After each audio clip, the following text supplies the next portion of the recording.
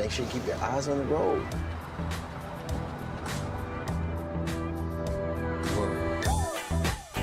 Early payday. Fee-free overdrafts. Easy credit building. When your money's good, you feel good. Chime, the #1 most loved banking app. Twins, twins, twins, twins, they look the same. They're not the same. Different gifts. Etsy. Painting set. Jumpsuit. Great gifts made by real people. Etsy has it. Save on great gifts during Kohl's Friends and Family Sale with 25% off already great deals, like up to 40% off Tech Gear Family Activewear. Then take 30% off Koolabura by UGG bedding and up to 30% off Lego building sets. Plus earn Kohl's Cash. Kohl's. Ask her. I'm not gonna ask her. Are you an alum here? No, I'm married to Tim. Ah, Shiver Me Timbo. Did he ever tell you the inner tube water polo story? Yes, I have heard that a lot this weekend. Hey, guys. Timmy Timbo, you got married? Where's the invite, dude? I crush at weddings. Are you betting against the home team at their own homecoming? They are so soft against the run. And their secondary's trash. Just remember to act sad when they lose. Just for you,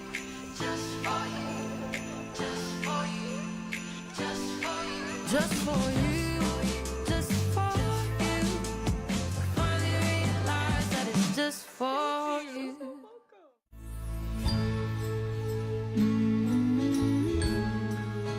I always love this time of year. Shop K's big holiday sale. Savings this big won't last long. Only at K. I'm about to show you how we make a shakaroni pizza. Bust it. Stretch out that fresh We created shakaroni my way.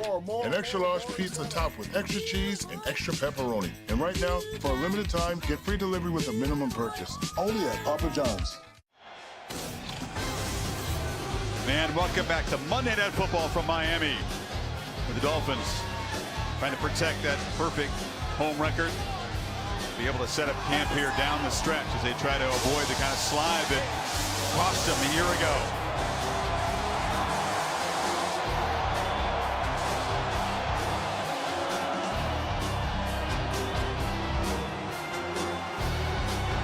You know, treated these long-suffering fans to an avalanche of big plays this season. Been a long time back to the Marino era when this Miami offense has really come to life like this. Laura Rutledge has the performance above, brought to you by Jersey Mike's. And Laura, it's been great to see Tua Tagovailoa, who has been so physically beaten up and mentally beaten down. A true rebirth for Tua this season. Yeah, Chris, so many are trying to figure out exactly why Tua Tagovailoa is playing MVP-level football this season. But if you ask Tua himself, he credits Mike McDaniel, the head coach, not because of the play calling, but because of the way he has rebuilt the quarterback's psyche. And Tua said he finally can be himself. McDaniel has taught him to stop beating himself up. I spoke with Tua's father, Galoo, pregame, and he said it's so fun to watch his son have the time of his life, especially after all they've been through as a family with Tua's injuries that you mentioned, Chris. Now his son's smiling, and he's really crediting McDaniel for building him back up to get him to this point where, as you can see, even right now, he's having an absolute blast. And Chris, an example of the faith that McDaniel has in his quarterback, he says he doesn't even blink if Tua throws a pick or makes a mistake. He believed in this guy before Tua even believed in himself. And great stuff, Laura. Lewis and Dan, you've been around this team the last couple of days. I mean, vibe and energy, it's real, and we're going to see it on display here. Cannot wait. Let's kick it off, man. Can the Titans and Derrick Henry, who's good to go tonight, spring an upset? You've been watching the progressive Monday night kickoff.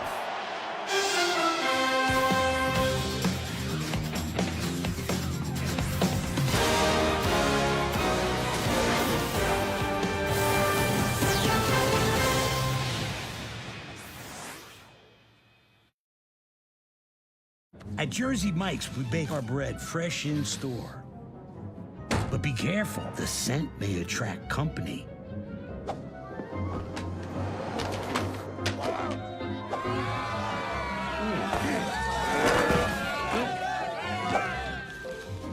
Drop the sub. What's up? Bread worth snatching. It's a Jersey Mike's thing. See Illumination's Migration. Only in theaters. Rated PG. Thursday night football on Prime. It's on. Welcome to Thursday Night Football. Thursday night football is on. This Thursday, it's Keenan Allen. Can you believe this? Up against Devontae Adams. Into the end zone for the touchdown. It's a battle in the AFC West. It's the LA Chargers and the Las Vegas Raiders. Stream Thursday night football only on Prime. Introducing Senecot Laxative Gummies. I'm the easy way to relieve occasional constipation overnight. Just take before bed, and the next morning, it's showtime! And I've got mixed berry flavor. Senecot Laxative Gummies. Easy relief, the gummy way. You've worn many hats, from past jobs, in fact. Now you can trade in those hats to help earn your grad cap. Your past experience can help you earn your degree faster and for less. 1 second, Grandma. This guy's gonna buy my car. Okay. You need Carvana. Entering plate number. No accidents, right? No.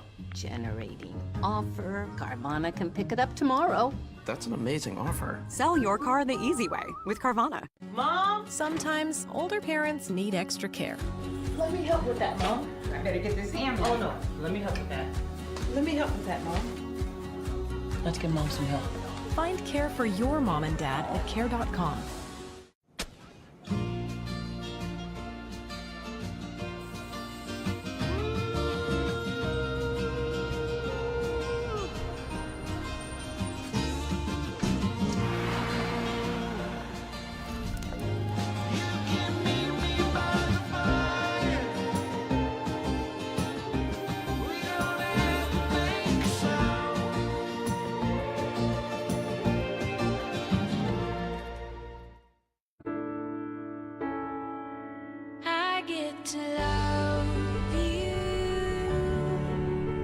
Shop K's Big Holiday Sale.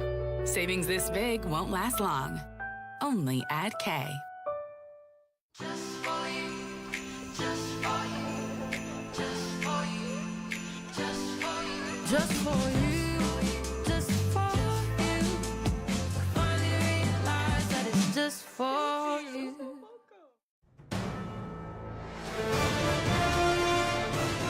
ESPN welcomes you to the following presentation of the National Football League.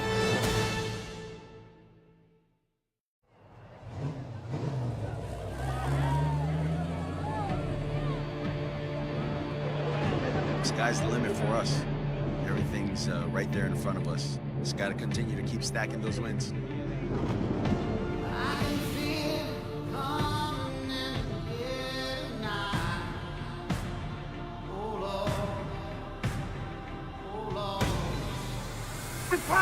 Everybody bring your best!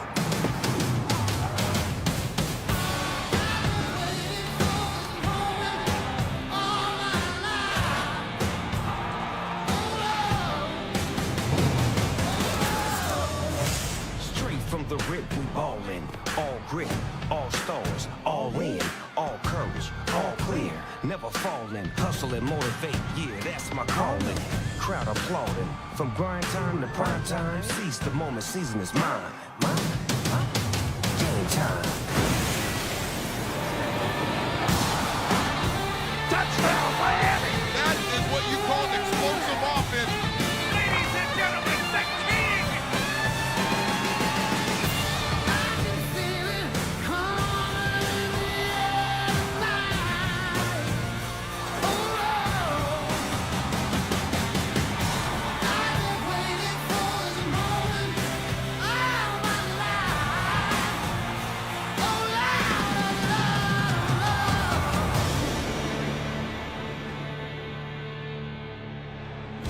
Been waiting. That's why there's a big buzz in the air tonight. First Monday game here since the 17 season. It's important because you check out the AFC playoff picture. Yes, Miami is 2.5 games clear of the Bills in the East. They got to win to keep pace with the Ravens, who had that dramatic overtime win and a punt return yesterday. Those teams will meet New Year's Eve in Baltimore. It's Miami's only remaining road game, but they do we said, control their destiny, and lots of reasons for Mike McDaniel to smile these days. Of course, he is the play caller. He's been featuring Tyreek Hill early and often in games. You expect the same thing. These games aren't great. Game breakers that this game has seen, like I said, the better part of maybe even 2 decades. A combination of speed, just excitement. He can take it the distance from anywhere. We're for a great show. One of them turns into Daniel electing to put his defense on the field first, won the toss and deferred. So Chris Moore is deep for Tennessee as Jason Sanders boots it away. We'll get a look at Will Levis in one of them. This struggling offense in the NFC. In a tough environment for visitors this season. And in the AFC, we've got a team fighting for a 1 seed. Moore let it bounce right through the end zone. To win the division. Will Levis, 6'4", 230, big, strong dude out of Kentucky. It's kind of alarming, Dan, to watch him throw the ball live from field level. He can spin it. Looks the part, you know, and you're going to hear this word thrown around a lot tonight, twitchy. He is a very powerful and twitchy young man. Everything happens quickly. It's going to be really important tonight how quickly they can settle him in on the road. 4 touchdown passes in his first start, but a bit of a struggle in the 5 starts since. Site that I use, but First touch goes to Derrick Henry, and he's met and brought down in the backfield is David Long, filled from his middle backer position. That's the way David Long likes to play, and that's the way this linebacker crew is going to have to play tonight. Downhill and aggressive, in the image of Vic Fangio, their new defensive coordinator. Mike Vrabel checking at the big screen, shaking his head. His 100th game as Tennessee's head coach, including playoffs. Behind the sticks for 2nd down. Dan, this is exactly where they don't want to be. This is how they don't want to live here tonight. Going 2nd and long with this crowd getting amped up and this pass rush coming alive. Let's see. Levis quickly to the perimeter. Traylon Burks, and he swarmed right at the line of scrimmage. Play made by Andrew Van Ginkel, who's quickly become a fan favorite here. Absolutely. This is a guy who, coming into this season, Chris, they were expecting to move him into a stack backer position, but with the injury to Jalen Phillips, they've now had to put him back outside, and all he does now. It looks like the Titans are going to here, Dan. Welcome to the NFL on the road on Monday Night Football, Will Levis. You got to be really smart. You got rookie left tackle. Both tackles have struggled in pass protection. I mean, he's a good Will Levis has got to be really good getting the ball out of his hands quickly. Miami pass rush has been fierce. It's done by committee. Of course, they don't have Jalen Phillips, but plenty of guys have stepped up. Levis gets the ball out, and it's deflected. Tried to find DeAndre Hopkins, veteran wide receiver, ball broken up. Down on the field is Xavier Howard. In the other game, we've who got broke the play Packers up. and Giants. I've got that on the second TV right now. So 3 and out for a little bit the more Titans. interested in the Miami game to start with. Xavier I will let you guys know. I bet the down dogs weird on on that both right leg. So I took New York plus 5.5. He's opposite Jalen Ramsey, 2 elite corners. Dolphins have seen enough defensive York, players plus go down 5.5. injured in recent weeks. We'll check out the status of Howard as we take a break. We'll see Tua in the Miami offense when you come back. I just kind of feel like this is one of those sneaky games. They're going to get up for it. They know their season's over. There's not a ton more to play for. But here you are on Monday Night Football. Look at this. It's like a science project. Ordering lunch. Easy for you and me. It can be so difficult for a young homeowner turning into their parents. Are those all different lettuces? Tommy DeVito actually yes, sir. hasn't been playing. Brown rice, white rice, or quinoa. So I took the Giants in that plus 5.5. We're gonna need a minute. And then Do you y'all have know any my food hard and allergies? fast rule. Well, my teeth are Don't sensitive tell to an NFL cold. team that they're Progressive too can't cold protect you from becoming Another your one. parents, but we Hello, can protect your home and auto when you bundle with us.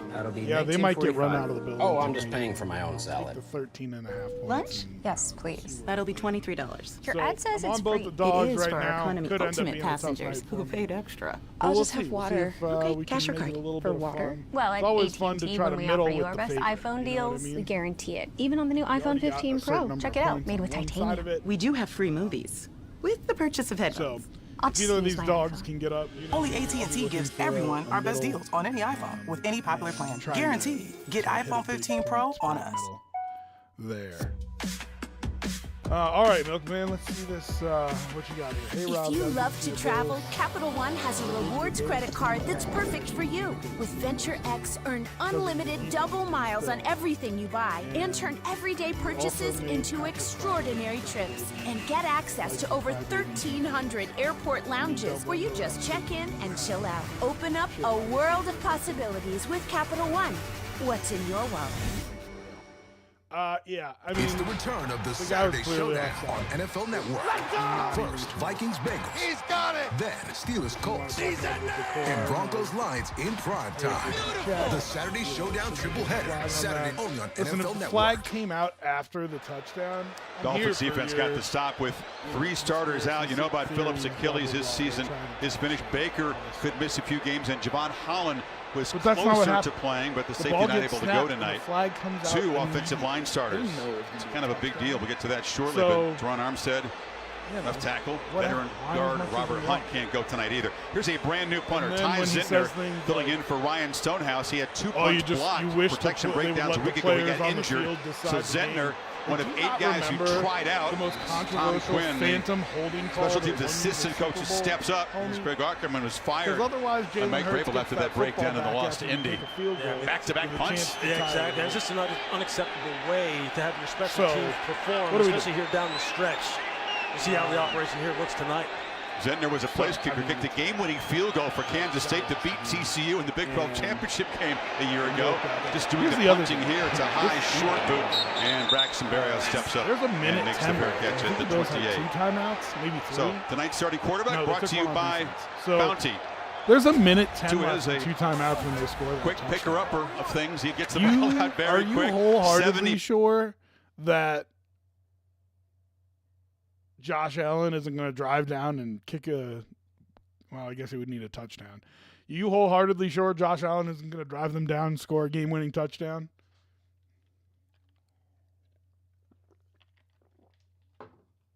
Everybody says, to win the game. It's not. Ain't what it is. Tua just rips one in. What a throw.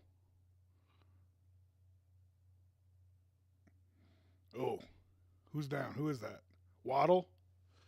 This is a heck of a throw, but one of the things about when you rip that throw into that little bit, into that little window is your receiver is going to get absolutely blasted. And Jalen Waddle got absolutely blasted. Mostert is limping a little bit too. Milkman, but hey, the Patrick meltdown wasn't as bad as the Viking Raiders game. I mean, holy shit, what a bad game. Yeah, we'll get to it. There's not much to say about it, but I don't know how the NFL can. The NFL has to put in a phone call and be like, okay, can't have our product look like this. So, no, we need to figure out why this happened and make sure it doesn't happen again. 3-0. All time. I mean, that's a 1950 game right there. That's a 1920 game. 3-0.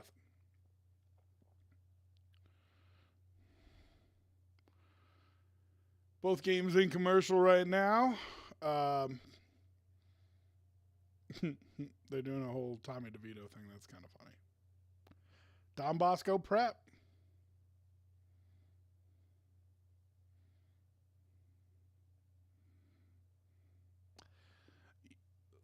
I heard his family has a heck of a tailgate out there.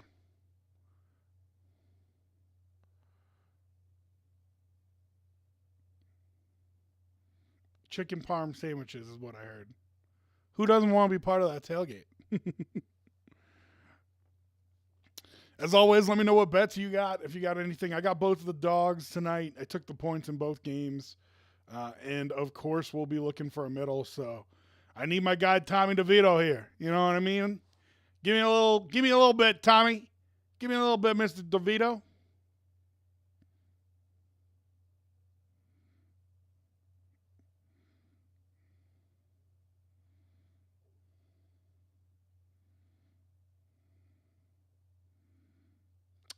You know what's crazy, Milkman? Nobody is at 6-7.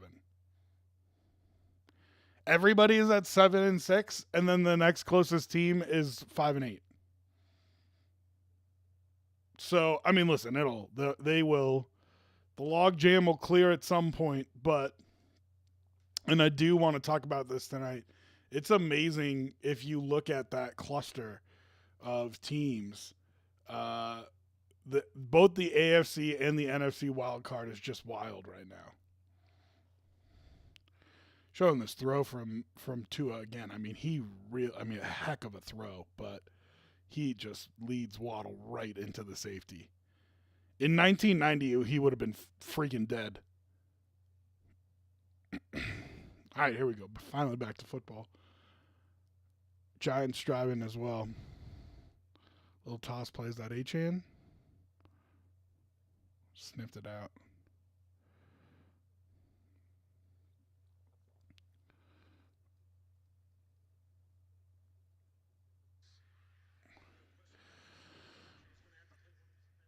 All right. Oh, I didn't know Jeffrey Simmons was out tonight. That sucks.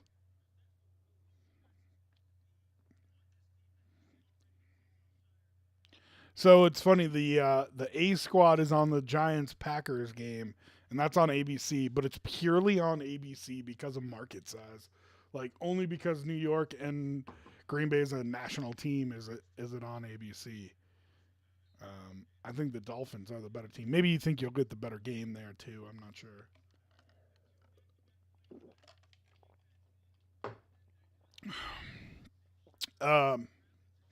Talking about that wild card, though, Milkman. It is...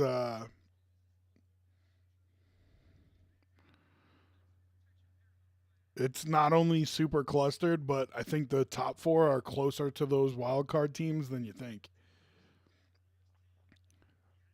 KC's lost 2 games. They're 1 game up on Denver. Jacksonville's lost 2 games. They're 1 game up on Houston and Indy.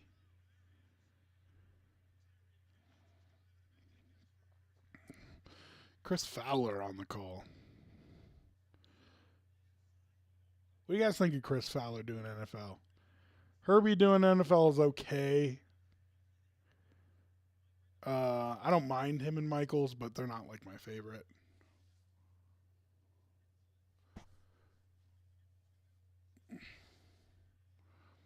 Tua's dealing right now.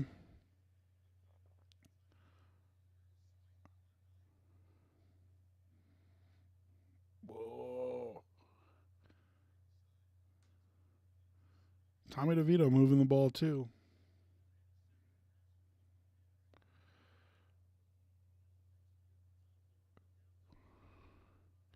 Man.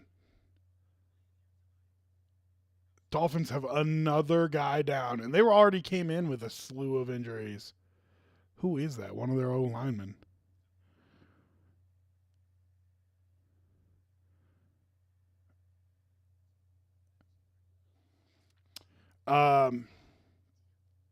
Milk. Denver could win the division if they do. God exists if it happens. Yeah, man. So Denver 1 game out of the division right now, and they have 4 winnable games left. This week against Detroit on Saturday night is Denver's toughest game left, and Detroit has looked like garbage in recent weeks. So, listen, they could get right against the Broncos. That's 100% a possibility. But Broncos could easily end up with 11 wins. The Chiefs' schedule is also very easy. Bengals are on there. Broncos need them to lose at least once, if not twice. It's going to be tough. But I just want to see Patrick Mahomes and White for a playoff game. Like, let's just make him go on the road and see what happens. Because all the Josh Allen slander, blah, blah, blah, you know, you guys can talk as much heat as you want.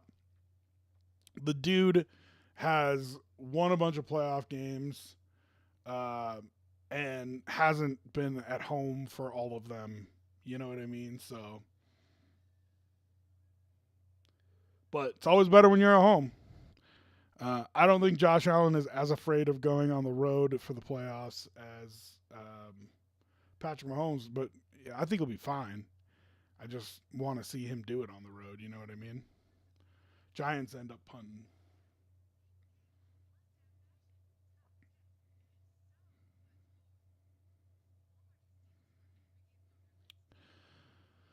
All right.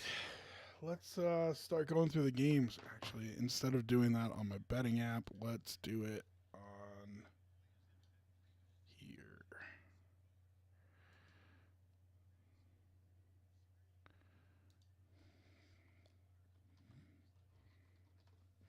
Six, 4-1 on the week. So a nice week. Not a great week, but a nice week. I'll take it.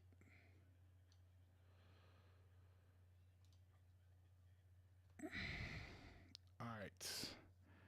And the Dolphins are back. Mostert back, too. And they are in goal to go.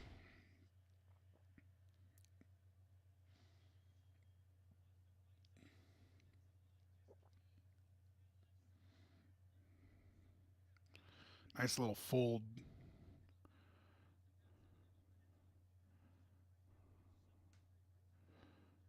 Second level. Nice block. It's just real nice blocking on that play in general. All right, Dolphins on the 10. Goal to go. Activate red zone. Little reverse flip. Mostert down to the 2. I know the Dolphins look like this often, but they just look like they got too much speed for Tennessee. Waddle back on the field as well, so that's good to see.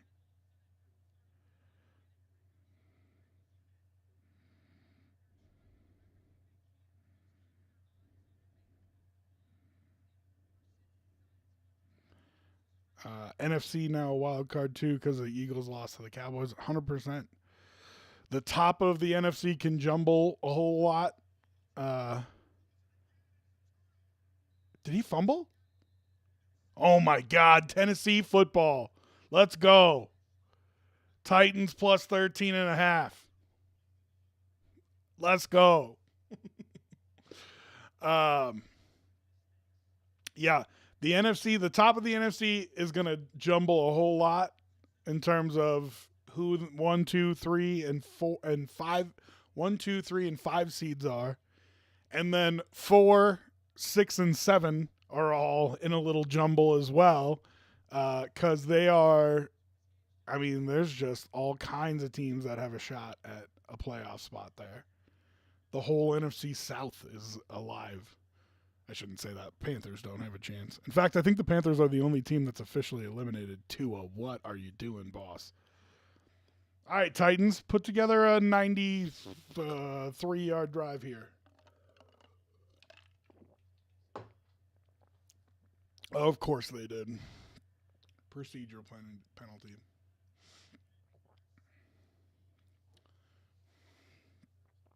And I really like the Giants defense to put a score on the board here, which they also have the Packers pushed up against their goal line.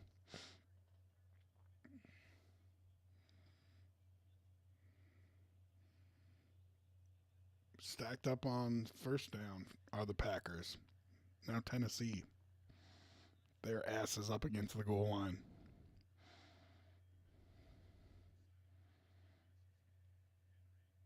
They at least pick up a couple yards.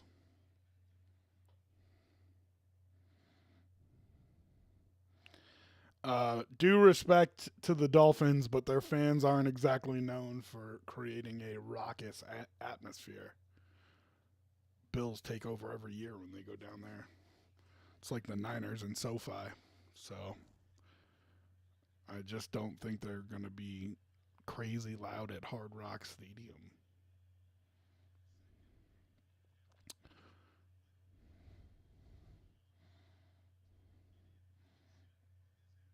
Oh, you had him too. Will Levis had Hopkins for a first down and just missed him.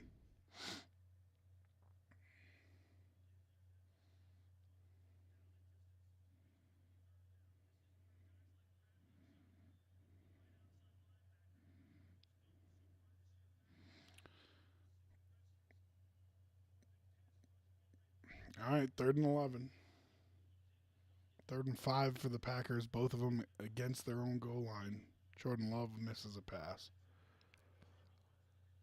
And they're going to have to punt from their own end zone. What about the Titans? Are we going to have 2 punts from your own end zone? Oh, my God.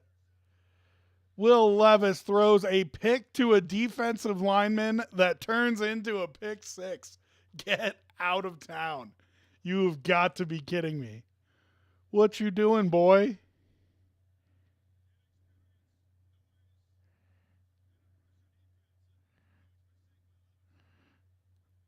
What are you doing?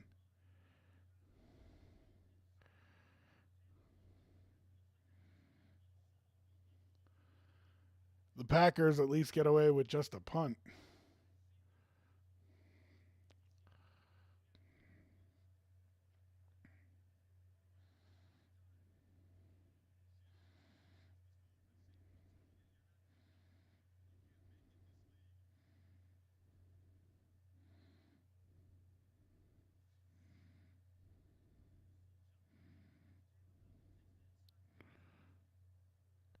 Look what I found. Unbelievable.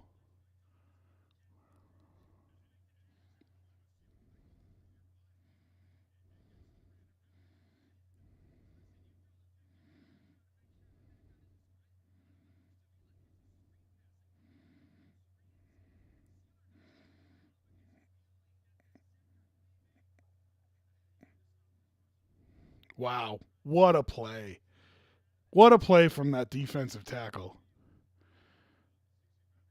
And I watch plenty of Dolphins. I don't necessarily know who he is. He was also in on the extra point, so. Seiler. I mean, a heck of a job.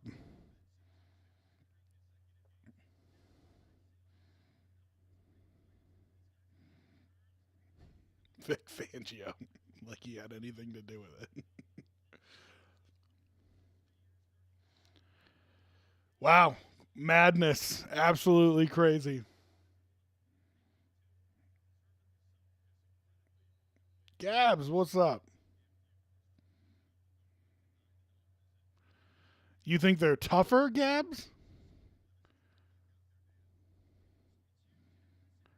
Gabs says, hey, Rob, Dolphins defense is not the same as they were when they played the Bills earlier in the year. I hope not, because if they are, they're going to lose in the playoffs real fast to whoever they play.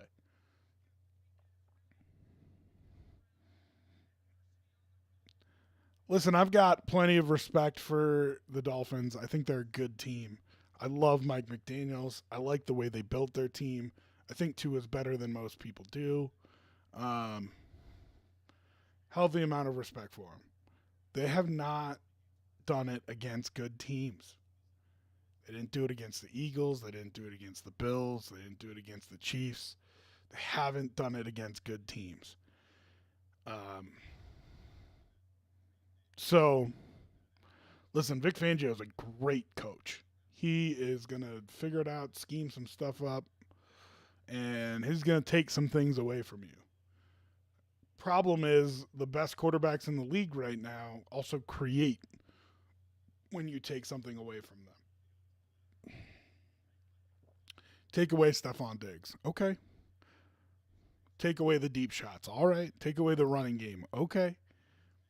Bills will figure it out. You know what I mean? Like that's the beauty of Josh Allen. That's what makes him so good. Same thing is true with the Niners. They'll figure it out. Now, they do it differently. They don't rely on their quarterback to do all those things. But if you take away the run game, they'll throw it on you. You take away the passing game, they'll run it on you. You want to get CMC going, you want to get Debo out of the backfield. You want to get short passes going, right? Like that's what good offenses do. They do more than one thing well. And the old adage used to be, well, take away the thing that they're best at. And for teams like the Titans, it works real well. If you stop them from running the football, Titans are going to just eat themselves. You know what I mean? That's not true of the best teams. So, listen, the Dolphins are in a great position to win the AFC East. If they don't, it'll be a disappointment. They need to win these next 2 weeks. This game against the Titans, next week against the Jets, if they win those two, they've got 11 wins, and it's going to be damn near impossible to catch them. Bills would have to win out, including a win versus Miami at the end of the season, to catch them. So they just got to take care of business against these two bad teams. Then after that, they have Cowboys, Ravens, Bills. It's going to be tough. You're going to find out exactly who they are going into the playoffs. You're going to know exactly who this Dolphins team is. And if everybody who says they haven't beat any good teams is right, then they're going to go 0-3 down the stretch and go into the playoffs just absolutely limping in. And if they're better than that, then they're going to beat a couple of those teams and they could be the number 1 seed. But we're going to know. Like, we're going to find out exactly who they are.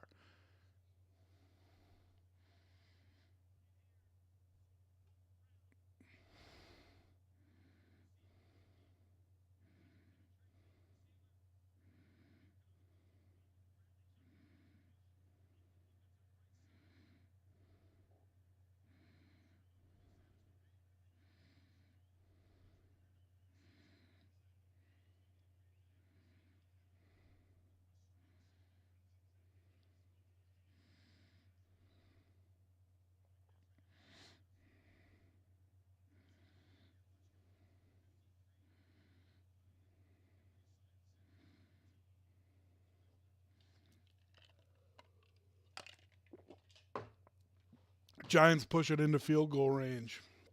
Titans punting. Oh, and he missed it. That is not great for somebody who has Giants plus 5.5. Not great, Bob. Not great.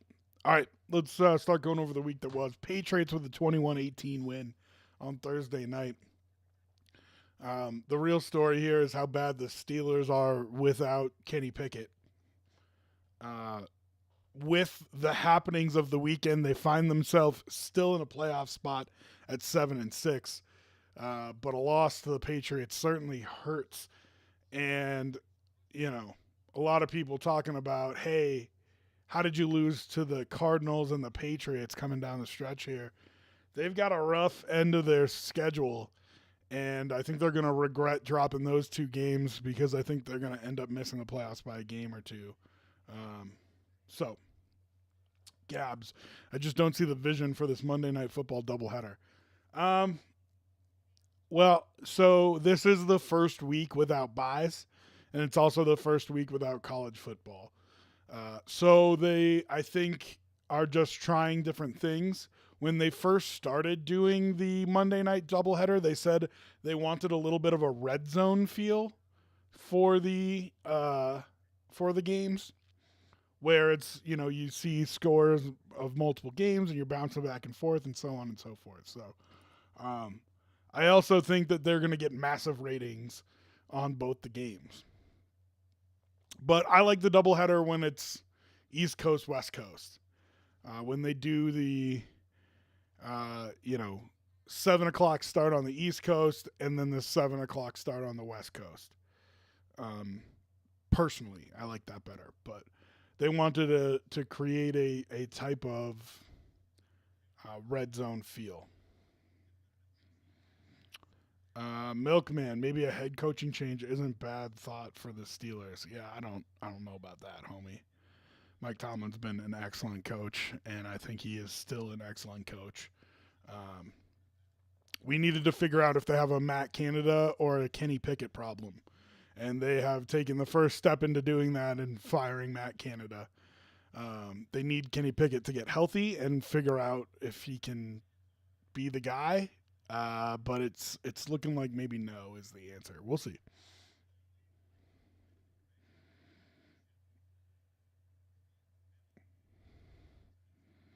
So if you're the Titans and, you know, of course the players want to win, but if you're the Titans, it could feel like this is going to snowball a little bit if you don't get a stop here. So I think this is a big drive for the Titans. Packers and Giants still kind of in a feeling out process, I feel like. So much bigger drive here for the Titans than I think it is for the Packers.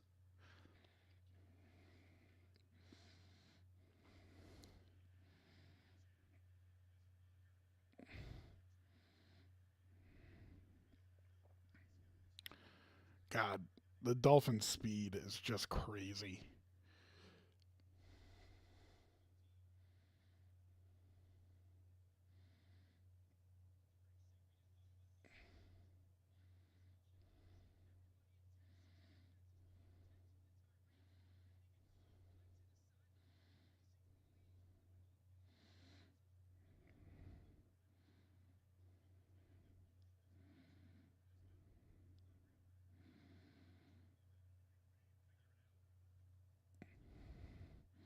Wide open.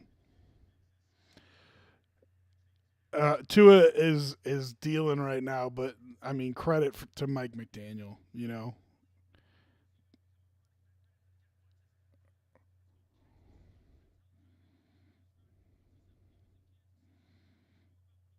Gabs, are you buying the Broncos hype to win the AFC West? I'm buying the Broncos hype. I don't know if they can win the AFC West. You let games slip at the beginning of the year versus the Raiders, versus the Commanders, versus the Jets. If you got one of those games, you'd be tied right now for the AFC West lead. And I'd say, yes, I believe them. Oh, is he all right? Oh, no. Tyreek is down, and that looks bad. You hate to see that.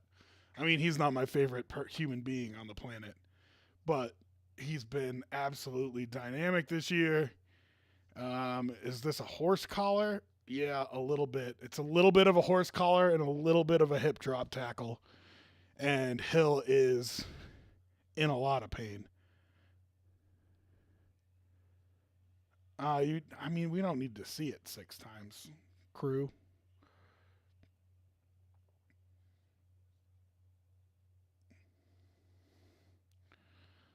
Fourth down for the Packers. 4th and 1. They're going to go here.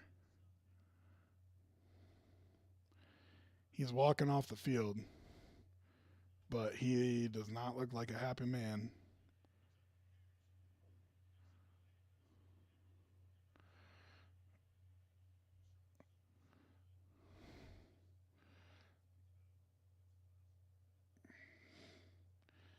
They get it?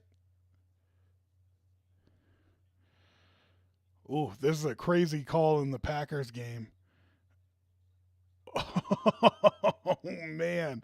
So he gets pushed out of bounds right at the line. At the last second, he puts the ball out and hits the pylon that is placed at the first down marker. But it's where the ball crosses out of bounds. So I don't know if he's short or not. Hill trying to stay on the sideline. He gave him a little jog when he was coming off. But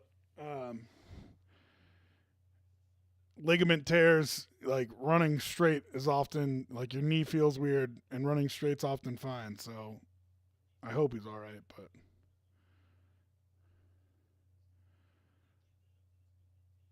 But so Gabs, to finish answering your question.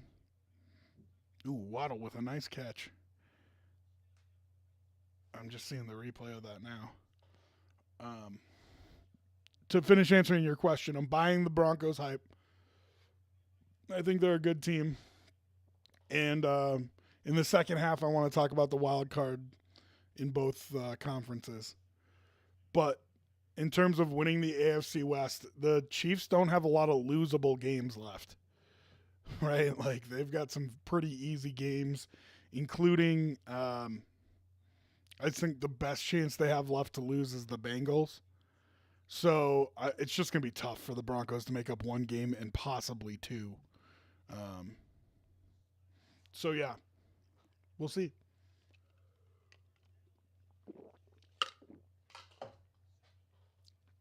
I think the Broncos will push them all the way to the brink, though. Broncos have 4 winnable games left. Their toughest one is against Detroit on Saturday. And then it's Chargers at home, Patriots at home, Chargers at home, at Las Vegas to finish out the year for the Broncos. So they could win all 4. If the Broncos don't win 10 games from here, it'll be a disappointment. And that is crazy to say after they started 1-5.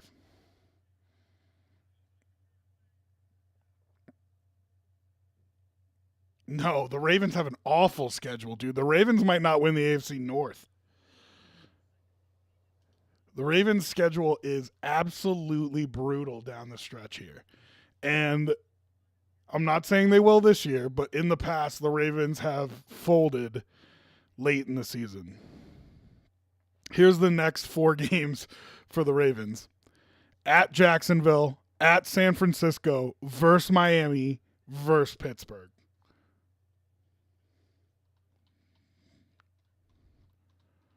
So I don't know who you're talking about, Milkman, but they won't get the top seed, Rob. The Ravens have a good schedule, kind of, but the Ravens do not have a good schedule.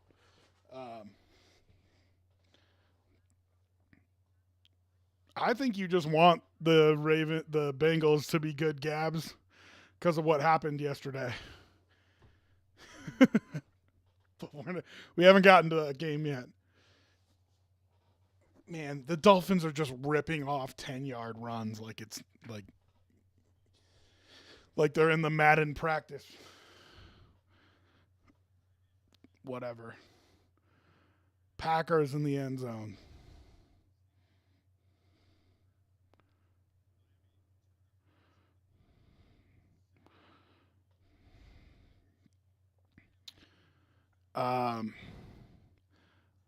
That defense against this Chiefs offense.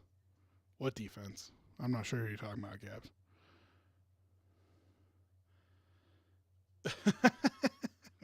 Gabs. Gabs getting a little touchy because of what happened to his Colts yesterday. Bro, the same Bengals team beat the Jaguars. They can beat the Chiefs at home. Well, first of all, let's find out if Jake Browning is playing. You were lucky to have him come in and be as good as he was. That team is still, I mean, it was a Super Bowl contender with Joe Burrow. There's plenty of talent on that team, don't get me wrong. I just, I didn't say they couldn't beat the Chiefs. I think they can beat the Chiefs, but it's going to be tough for them to get in, man. They've got a brutal schedule as well. All right, let's start getting through some of these games here because we got a ton of playoffs to talk about. Texans at Jets. You think that Robert Saleh knew a little bit of what DeMeco Ryans was trying to do from their days in San Francisco together? Man, Jets put up 30. Couldn't have seen that coming. But I did say that the Jets were going to win. They pound the Texans. C.J. Stroud out with a concussion. We'll see if he plays next week. That's going to be super important. But you'll notice a theme as we go through here. Texans may be on their backup quarterback, Davis Mills, as they fight for a wild card spot. Rams and Ravens. Man, did we want the Rams to pull that out. Whoo, boy. Final was in overtime, but a punt return wins it in overtime for the Ravens. The Rams are a different team with Matt Stafford at quarterback, and I think they've shown it. The question is, are they too far behind to get into a wild card spot? They are 6-7 now, and don't get me wrong, they got a good look at a playoff spot. It's just if they would have pulled that out yesterday, they would be in a great spot to try to make the playoffs in the NFC. Milkman, no, but Gabs had a point.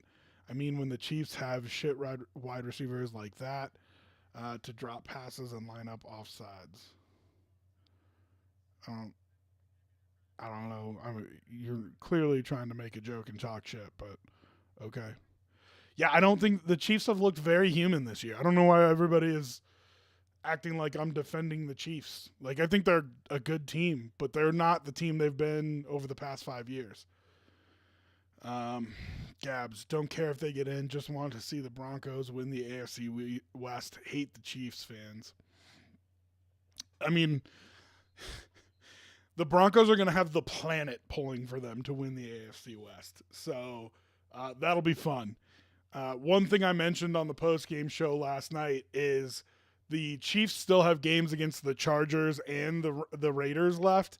And if you don't think those teams are going to get up if the Broncos can keep the pressure on the Chiefs, you're dead wrong. Like, those teams are going to be fired up that they could be part of the reason that the Chiefs don't win the AFC West this year. Absolutely going to be fired up for it. And so you might get the Chiefs to drop a game they weren't expecting to. All right, Dolphins are in the second quarter. Packers, Giants just going to the quarter break. We're going to take it with them. I'm going to roll some pre-roll, and then we'll be right back.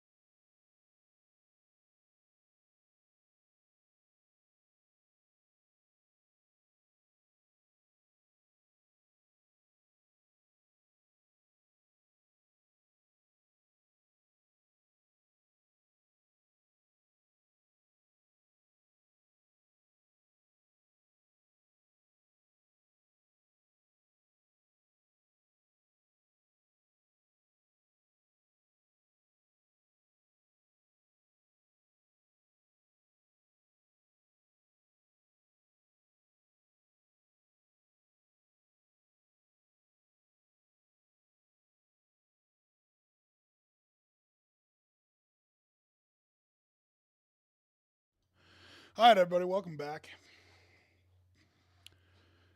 Titans and Dolphins well into the second quarter. Packers and Giants just getting back to it.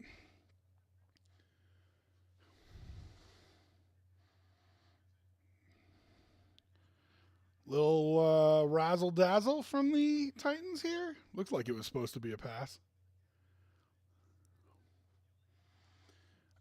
For sure. Oh, you put that up when we were talking about the rest of the teams in the AFC West getting fired up to play the Chiefs if the Broncos can keep pressure on them. That's why I think it's really important the Broncos beat the Lions. One of the guys on my station I had on my post-game show, his name's Darren McKee, does an excellent job. D-Mac was talking about, people are going to try to paint this as a must-win for the Broncos, but I don't think it's a must-win. They've got 3 other winnable games on their schedule, and I think if they win those 3, they can get them in and blah, blah, blah. The reason I think it's important is because if the Broncos win that game, you're going to give life to the Chargers and the Raiders when they play the Chiefs. Like, hey, you can prevent them from winning the AFC West. And I absolutely think they'll be ready for it. Like, I absolutely think they'll be fired up for it. So it's going to be fun down the stretch here in a lot of these divisions, but AFC West included. I can't tell you how strange it was to end my post-game show yesterday being like the Broncos are 1 game out of the lead in the AFC West. That's just wild. And let me tell you, a playoff game here in Denver at Empower Field would be absolutely bonkers. This fan base is starving. Dirter, what you doing, girl? I know you're not here to listen to me talk about football. Do you want to come in and talk some shit?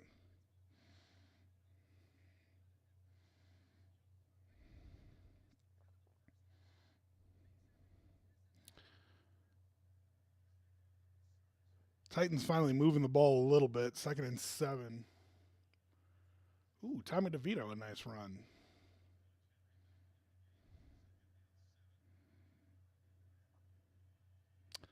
Making dinner, about to head to the airport. Figured I'd harass you. Harass my dick, why don't you? Are you flying tonight? That's weird that you're flying so late. By the way, both my flights to Buffalo are Southwest flights. So, if you're on Buffalo flights in December, you can come with me. We'll go get wings. 3rd and 7. Big play here for the Titans, I think. Feel like you got to put up points if you're Tennessee here. Oh, you had it. Nice. Good. Nice read. Not the best throw, but Tajay Spears figures it out. Gets first down. Yes, one flight to San Francisco. Are you just flying to San Francisco and then staying there overnight? And Barkley into the end zone. Giants tie it up. Listen, Barkley celebrated by like doing the little ball flip thing. And I just want to make sure he was across the goal line before he did that.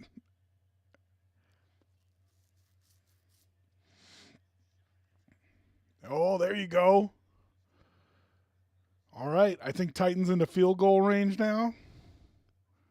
Will Levis, nice bounce back. Can we just make sure Barkley had that ball all the way across the line? They're going to let him kick the field goal, so I guess it doesn't matter. Yeah, okay, good.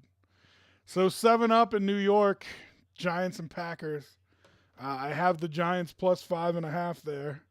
So let's look and see if we can middle that one. Packers minus 3.5, so 2-point middle. It's not quite enough for me. So we'll sit on that.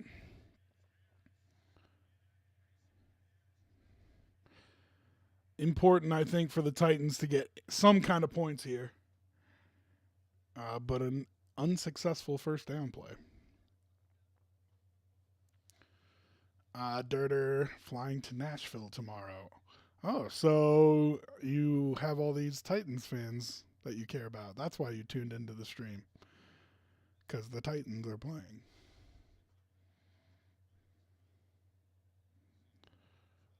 What day you fly to Buffalo? I'm out the 22nd and back the 27th, I think.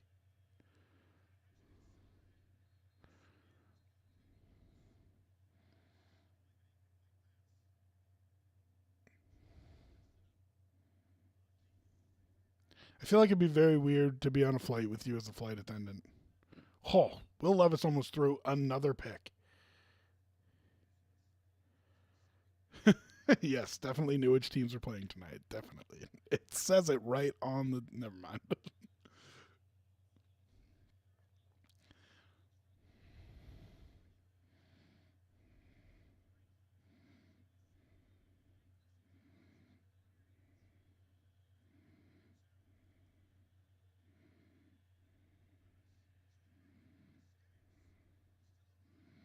Levis.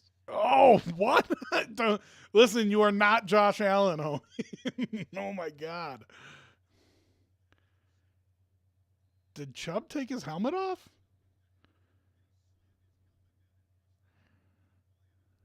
Yeah, that's going to be 15 yards.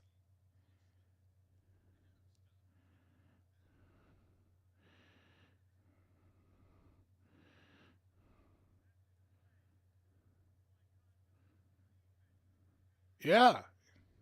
What a bonehead play by Chubb. You just gave him a first down. Woof. I fly 24 through 26. I would embarrass you and make the plane sing you happy birthday because I know you love that. It wouldn't be my birthday, so that'd be really weird.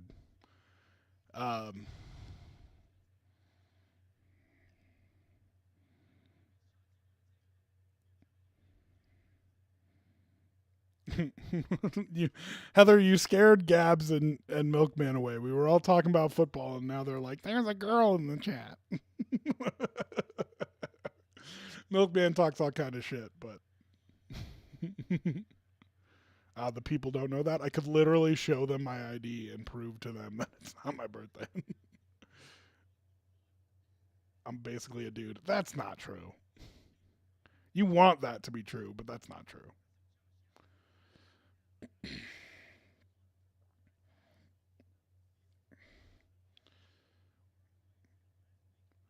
Why didn't you pop on video so you can help my viewership? That's what we really need. Put on some of your Whiskey Row shit. Be slutty on the timeline for me.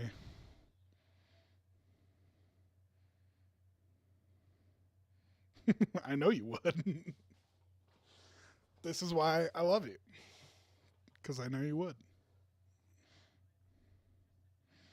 But I'm just saying, you scared away the fellas. Gabs and Milkman don't know what to do now that you're here.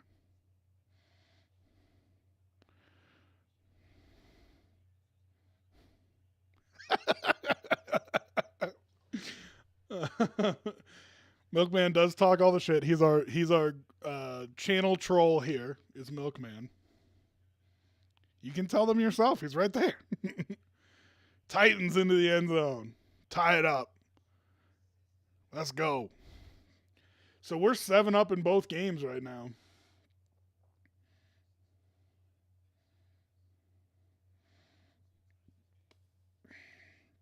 She's not nice.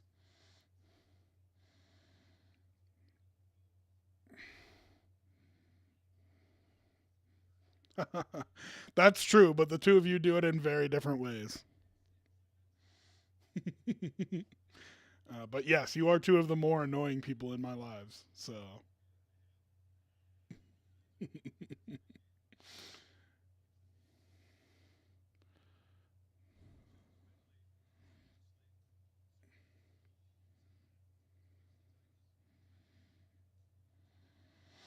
Well, what a drive by the Titans. When I really think that you needed it. Just an incredible drive by the Titans. Go down and tie the game up. I was begging them just to go get 3 points. So tying it up is huge, especially when Rob's plus 13.5 on that one. That's beautiful. Are you going to Decadence? I put a request in for tickets. I have not heard back for Decadence.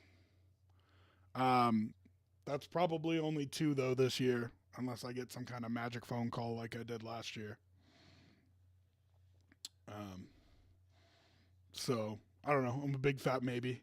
Why did you buy tickets? I figured you'd be working. Isn't that you decided to work until then, didn't you? What a catch.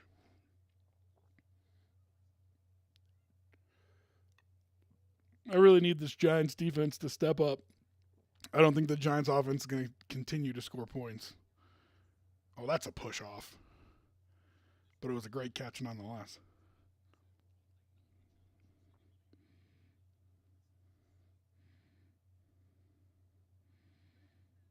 And what happened to the dirter that wanted to do a podcast with me on here?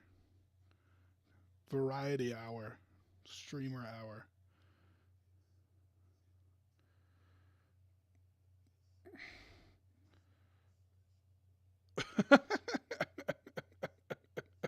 Milkman, are you really a girl or is Rob pulling my string here? Oh, that's pretty funny. She's really a girl. She is a little bit too full of herself. Let's put it that way. But she's good looking.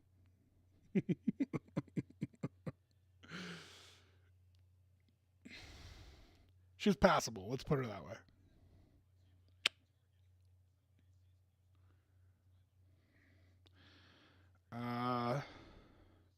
Yeah, the schedule isn't out, though. We've only been getting either Friday or Saturday, so there's a chance.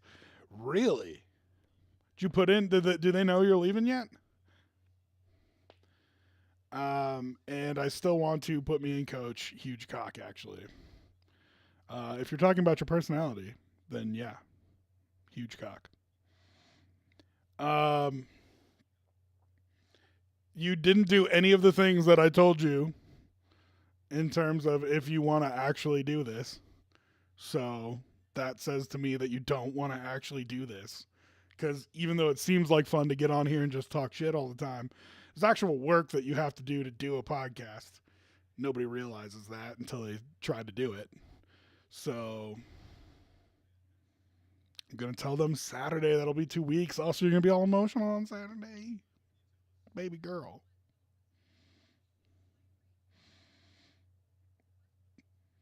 Come up with a plan. Let's brainstorm. No, see, that's what I'm avoiding, right? I'm happy to brainstorm with you, but I don't want this to turn me into, hey, Rob, do all the work for this podcast and I'll show up and be hot. And that's not, I do not want that. Hi, Jan Mom. You're distracting me here. Okay, they're showing Tyreek Hill again. Does that mean he's out?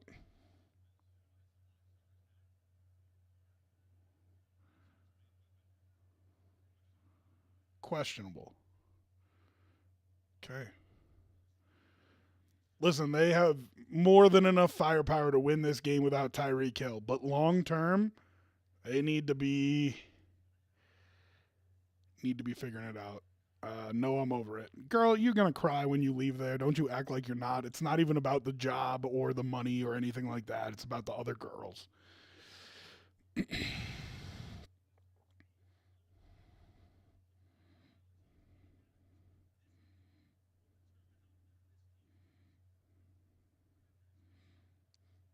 First and 10. Yeah, but you still are friends with all those girls, dude. Going to concerts, hanging out, all that kind of stuff. You do all that shit. Don't act like you didn't build a little group of friends there.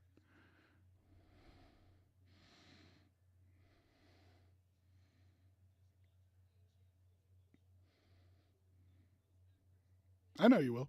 You're still gonna be sad. But now you and I can go and drink at Whiskey Row together. It's gonna be great. Oh my God, that'll be so much more fun than me sitting there waiting for you to not be bartending.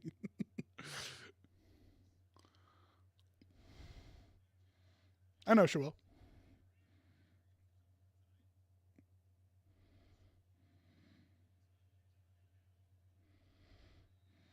Want to go get bottle service? Hell yeah, I do.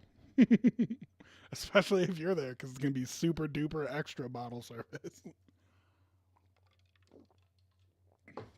You know my tipping problem. Got to be careful.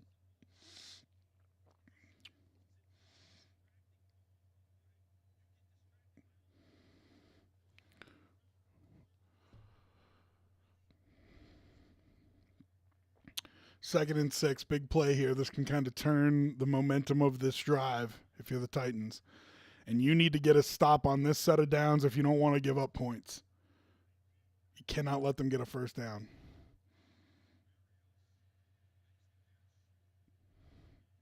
Make the tackle. What are you doing? 3rd and 1.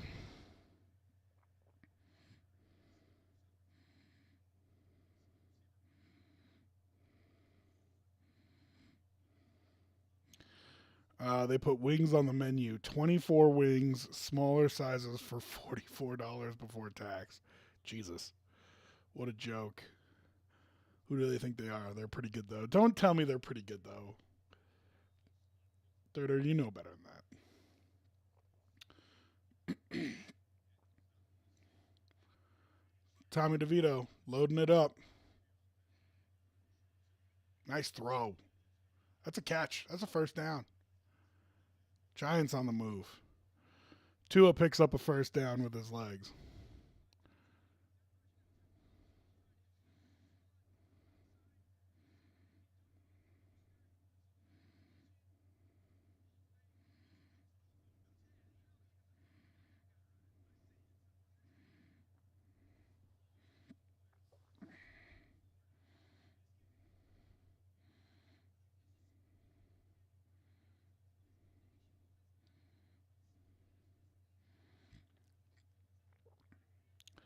All right, well, now they're well in field goal range. Oh, except unless you get a sack.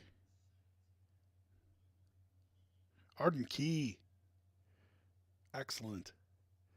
So 2nd and 15 looks like now. Oh, is Danny official with that guy?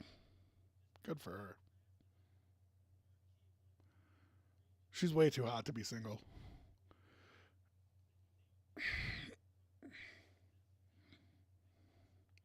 And Milkman, she is a Bills fan, so there. Shh, dirter, shh. I actually met her because she bartended my Bills games. That's how we became friends. Get him. Oh, he's got all day. Oh, and almost throws a pick. 3rd and 15. All right. Get a stop here, Tennessee. All right, let's see. Where are we at in these games? Panthers, Saints. I mean, do we really need to say too much about the Panthers? Cruising to the number 1 overall pick. I mean, absolutely driving at it. I still don't think the Saints are good. I won't listen to your slander on the Saints. They beat the Panthers. Let's not get too excited. But Saints very much in it for the NFC South. And that's pretty much all I have to say about that game. Little give-up run from Mike McDaniel. You don't see that very much. It's strange for him. Unless he knew he was going to go for it on 4th down. She did drink the Bills Kool-Aid. She fucking loves the Bills and loves us. So, sorry, Milk. Says the most front-runner guy I know, by the way.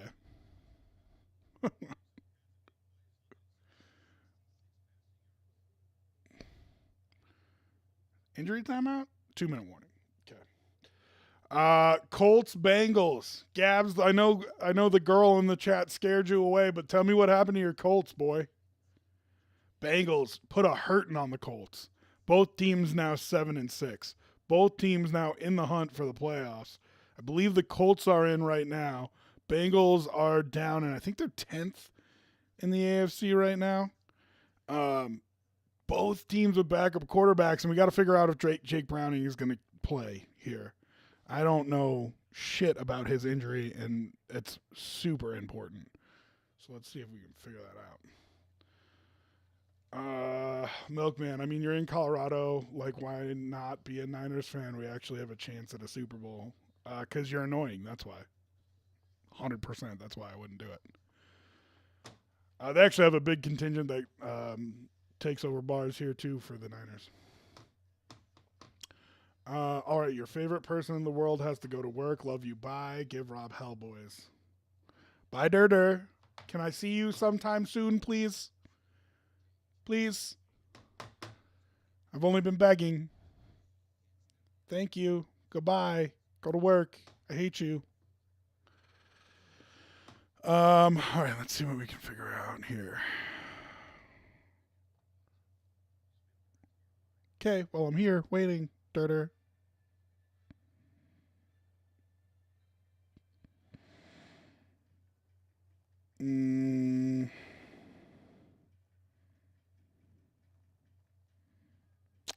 Not seeing any Jake Browning updates.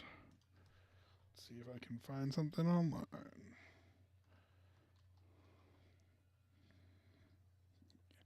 You are welcome at my house anytime. We have some exciting things to do at my house. You know that. That sounded super dirty, but you know what I mean.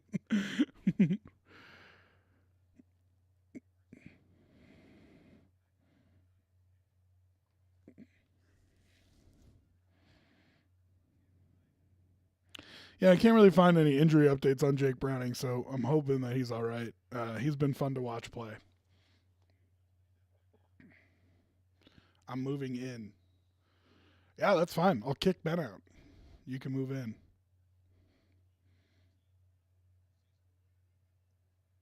But we're living in the same room when I say that. We're just going to use the extra room as an office. 44-yard field goal attempt for the Dolphins. Oh, he blocked it.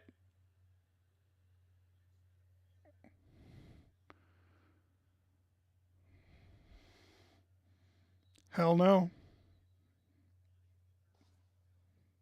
You know I like cuddling.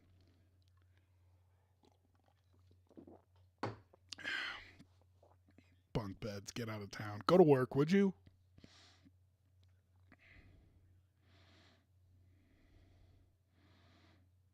Did they block it? Oh, yeah. They might have blocked it twice. The guy on the edge might have gotten his hand on it, and the guy up the middle did.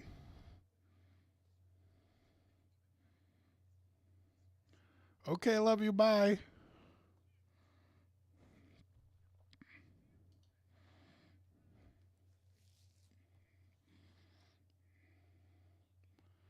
Fourth and 1 for the Giants.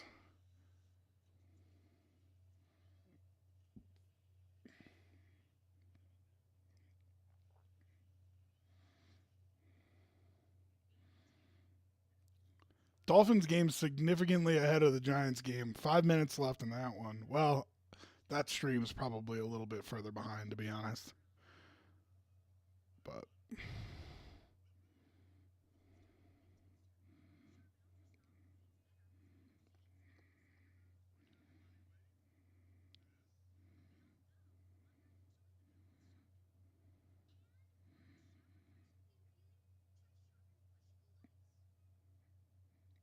going for it on 4th and 1.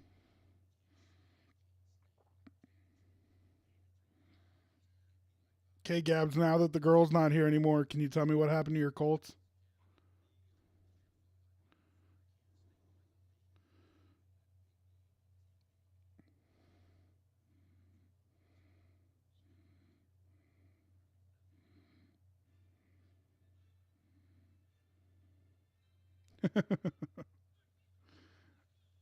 Oh, they stopped him. Get out.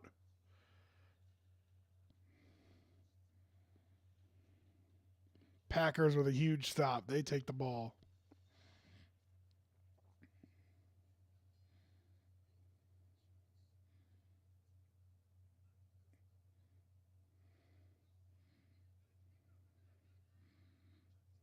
Damn.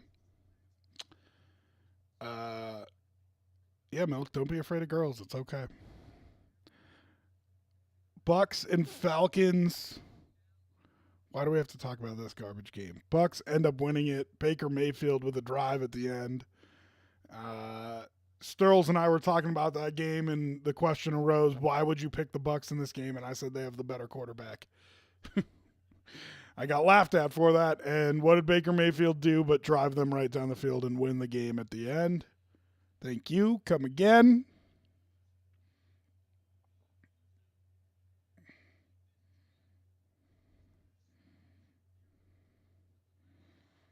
Jaguars, Browns. I know he's not healthy, but Trevor Lawrence looked healthier than I thought he was going to.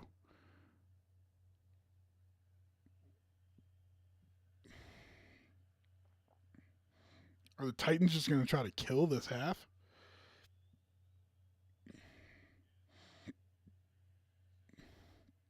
Two run plays in a row.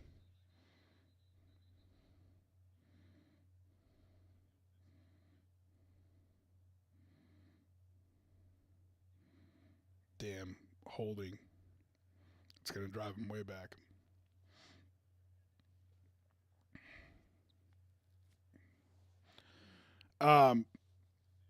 So Bucks in the driver's seat for the NFC South, but I'll be damned if there's a driver's seat for that division. It's going to come down to the last week. Jaguars, Browns. Yeah, Trevor Lawrence looks healthier than I thought he did. Joe Flacco. God, I do not know if he can do that 4 more times, but it was funny to watch him do it at least once. 31-27 Browns win. For a defense that we always want to talk about how good it is, been giving up some big point totals. Gave up over 30 to the Rams, gave up over close to 30 to the Broncos, gave up 27 to the Jaguars. You know, like, we want to talk about how good that defense is. I don't know. Just a thought, maybe a trend we're seeing. But Njoku has a big day. Flacco still in his prime. Dolphins now using timeouts to preserve some clock, see if they can get the ball back and score. Because the Titans are big wusses.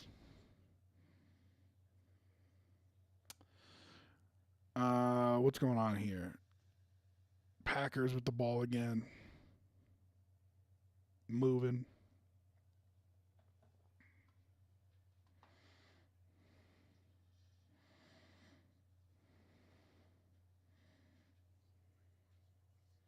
Okay. Lions and Bears. Man, what is going on with the Lions right now? And I mean that sincerely, because they were supposed to be the feel-good story of this NFL season. And what is happening? Let's look at their last few games here.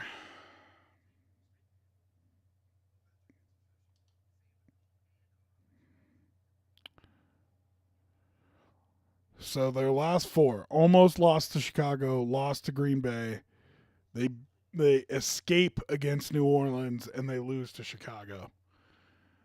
They got Denver, Minnesota, Dallas, Minnesota. I mean, they could really fall apart here. Really. Ooh, turnover. G-Man. What is it? Show me. Tell me. What's happening? Where's the ball? Who's got it? Jordan Love already has a coat on, so...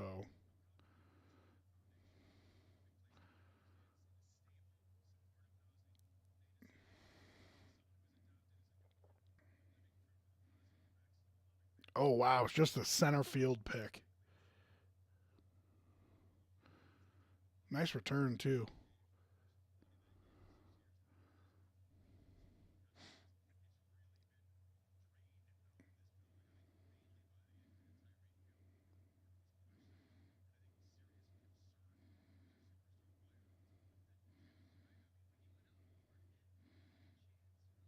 Tommy DeVito, go get him some points, baby boy. Syracuse grad. Let's go, Orange. Yeah, so listen, I'm worried about Detroit. I really am. And they've got a rough end of the schedule here, and the wheels could really come off for them.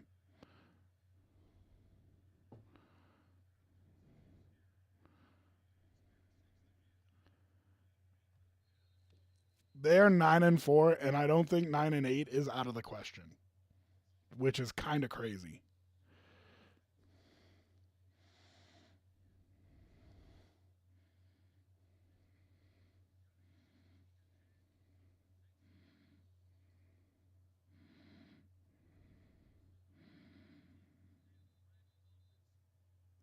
Dolphins, of course, using their timeouts, saving clock.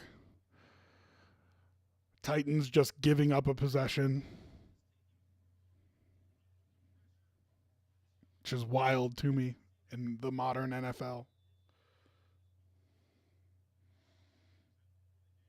Oh, Tommy DeVito misses it. 3rd down, and he had Barkley open, and he just biffed it. Throws it out of bounds.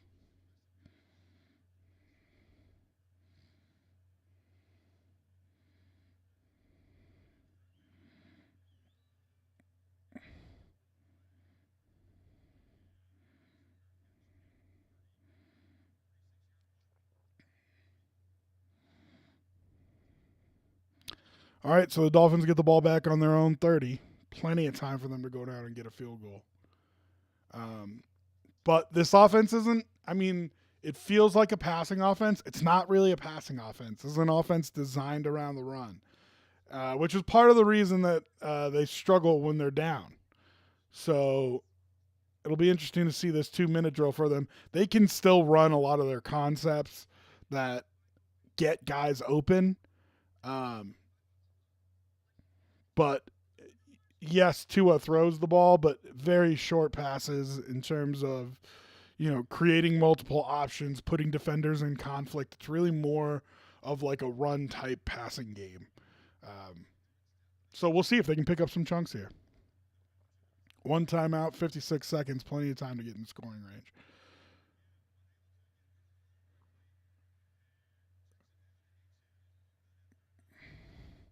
Well, and you saw on that first play, Tua's first read is to get it out to the back. It's a running type passing game.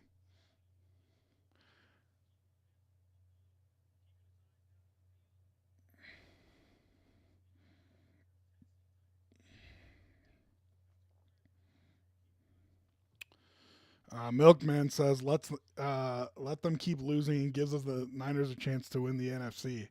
Yeah, I do not think the Lions are going to get in your way to win the NFC. I think you got to worry about the Cowboys or the Eagles.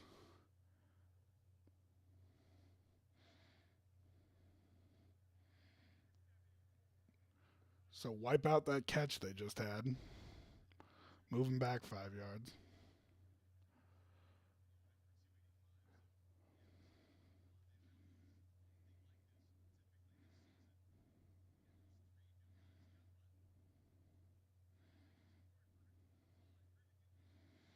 Two-minute warning in New York. Packers are driving.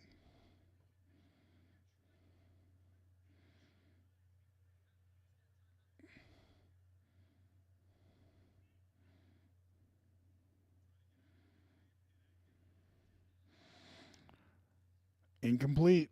Bad throw by Tua. 3rd and 7. Waddle's saying it's on me. I don't know how that would be on you. Let's see. I'm going to see the replay here in a second. You turn the wrong way?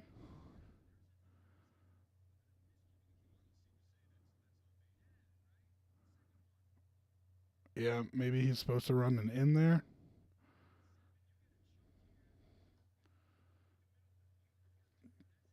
Hardest first down to get.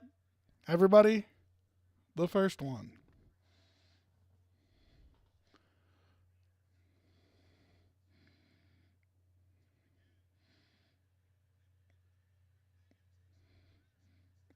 Oh, you're lucky you're not getting a flag there, 21. All right, let's get a big punt return for the Titans here. How about? Big punt return. And this is the thing about Tua. People say you get him off his first read, you make him create, and he's just not the same. Not a guy who can create in broken plays. I don't know if that's true. I feel like that's a little bit harsh of criticism. But listen, if you take the running threat away from that offense, you make them one-dimensional, I really do think Tua struggles a little bit. Nope, not a big punt return, which means that the Titans are just going to kneel this out.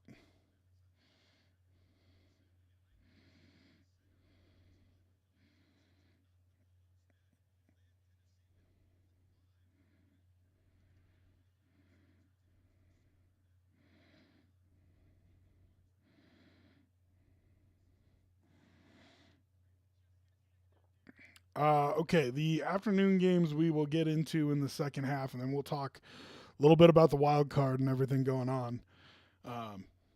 Super exciting in the NFL right now. I mean, it is a ton of fun.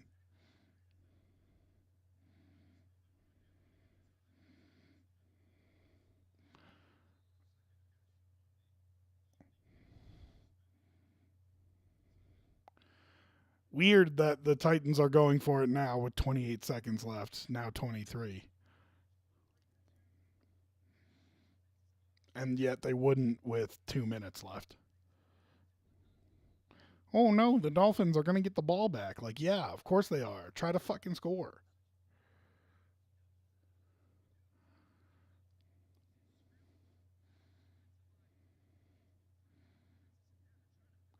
Tyreek Hill has not been back in the game.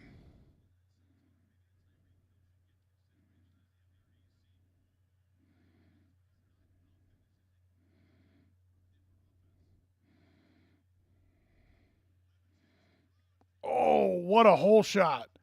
He's not down yet. Keep going, baby. And he gets out of bounds. That's going to save him a timeout. So that means you can run 2 plays here anywhere on the field because you've got 2 timeouts. That's huge. Getting out of bounds is huge there.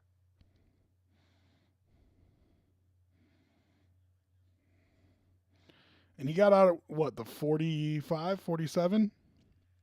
So you need a solid 10 more yards here to really think about a field goal. But you got 2 plays anywhere on the field is good.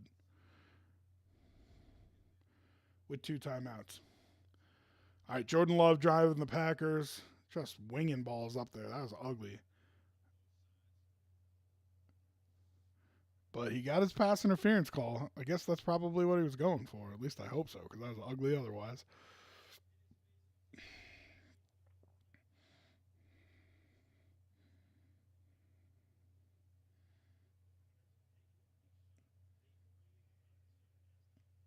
No, he didn't know that was going to be pass interference. That was just a dog throw.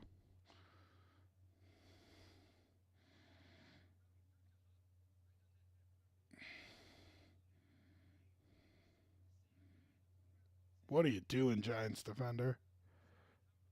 That's terrible.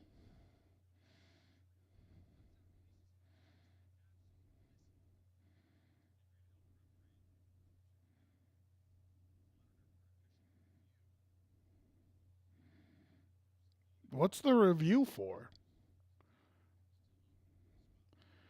Oh, to see if Hopkins is down.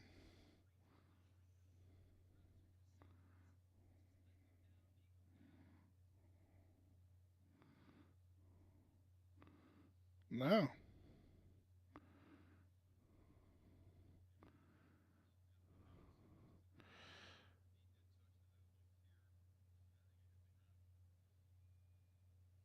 Yeah, but this is what I hate about this. Because this is now going to cost the Titans a timeout, or they're going to run 10 seconds off the clock.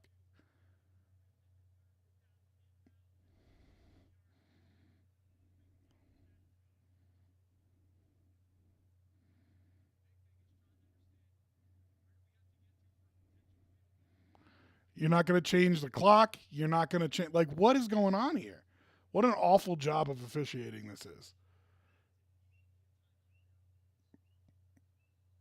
So I'm going to put the ball at the 50. Clock has to start because he was down in bounds.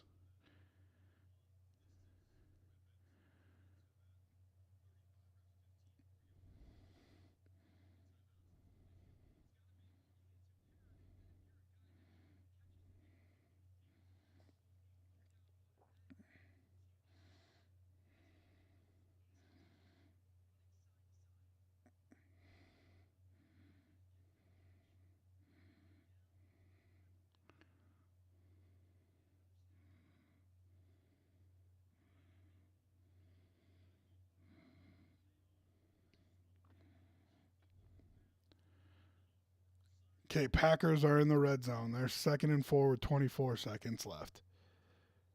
Titans are at the 50 with 18 seconds left. The clock has to start on the ready for play. It should have been running that whole time. But they're not going to start it.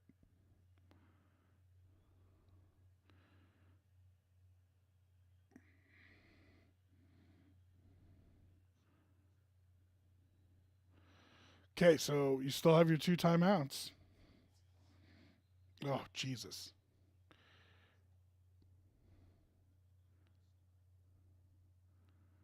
False start now by the Titans. Did he catch that? Oh, no, he's still bobbling it. It's incomplete.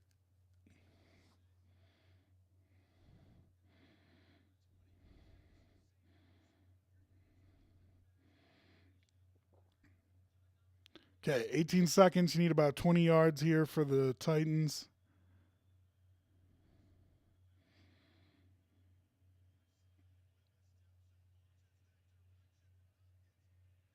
Oh, my God, he caught it. So you got to burn a timeout there. But if you called him down, you got to fix the clock now. If you're saying he was down by contact, you got to fix the clock.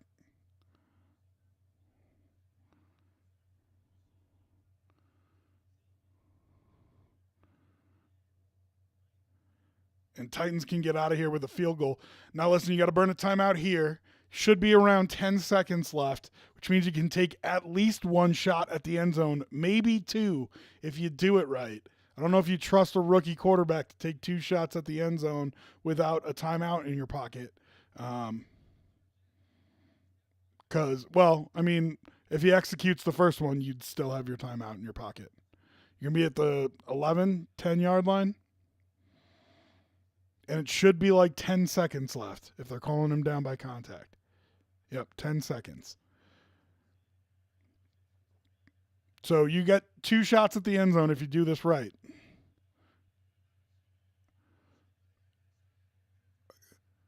And how about offensive pass interference? Xavier Howard catches that ball out of bounds for an interception, but he was out.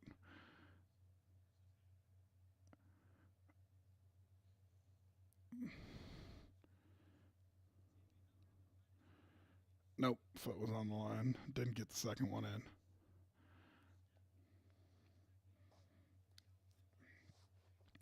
Third and 4 for the Packers, 20 seconds left. Giants and Dolphins both trying to escape just giving away field goal tries here.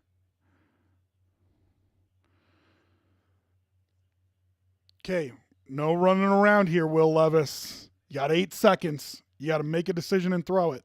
Period. Doesn't matter if you get tackled in bounds or not. He was trying to force feed it into Hopkins. That's all right. Now, you got 5 seconds left here. I don't think you chance another play. You could. Those plays respectively took 2 seconds and 3 seconds. So you could. But conventional wisdom here says kick it with 5 left. And they're gonna.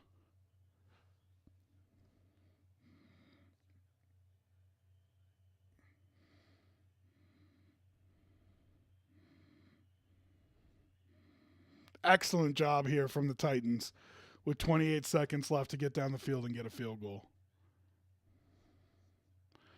And the Packers are 4th and goal here, or 4th and 4, I should say. So they're going to go with a field goal as well. So we could have 2 10-7 games going into halftime here.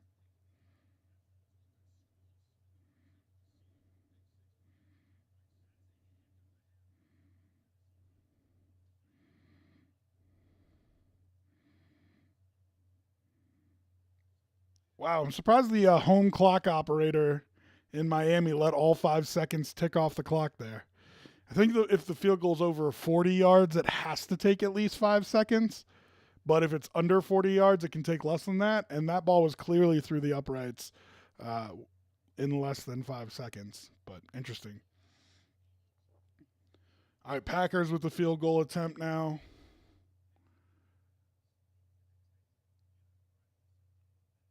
And he missed. Did he miss it? Oh, he hooked it in. Wow. 13 seconds left in New York. 10-7 Packers.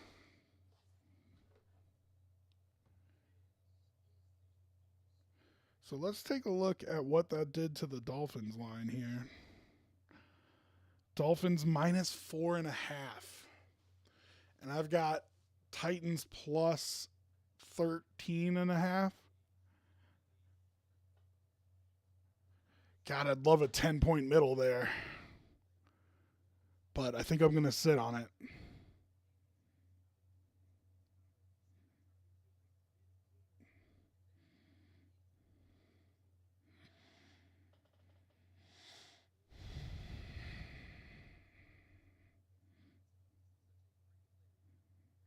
Ooh, they're calling it an ankle for Tyreek. That's interesting.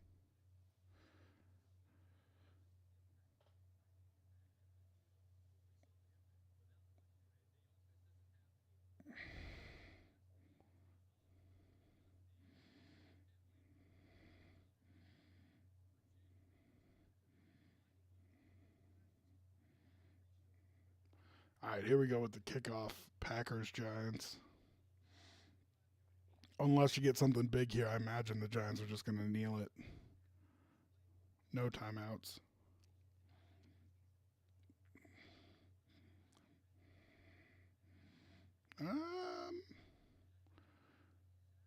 Kickoff out of bounds, so you get it at the 35. I might rip a shot here, see if we can get a whole shot.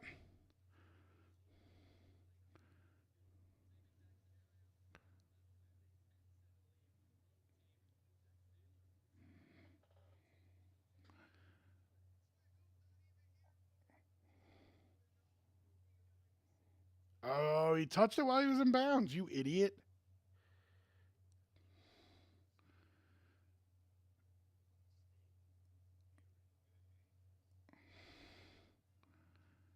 So you want to establish yourself out of bounds and then touch it.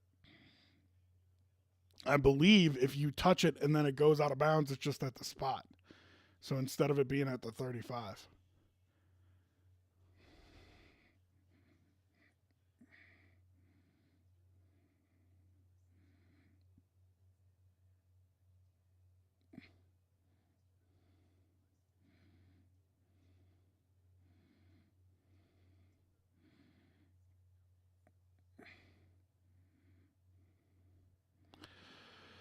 Oh boy, come on. You're eating up time here. What are we doing?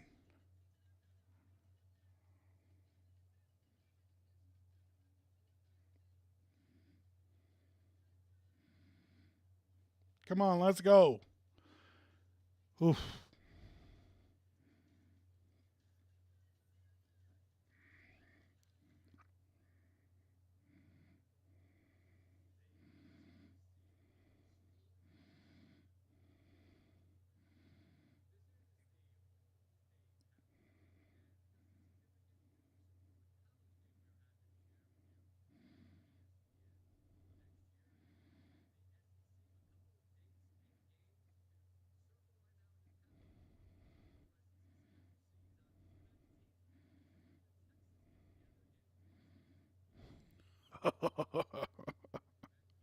I forgot about that. Bevo attacking Uga. That was funny.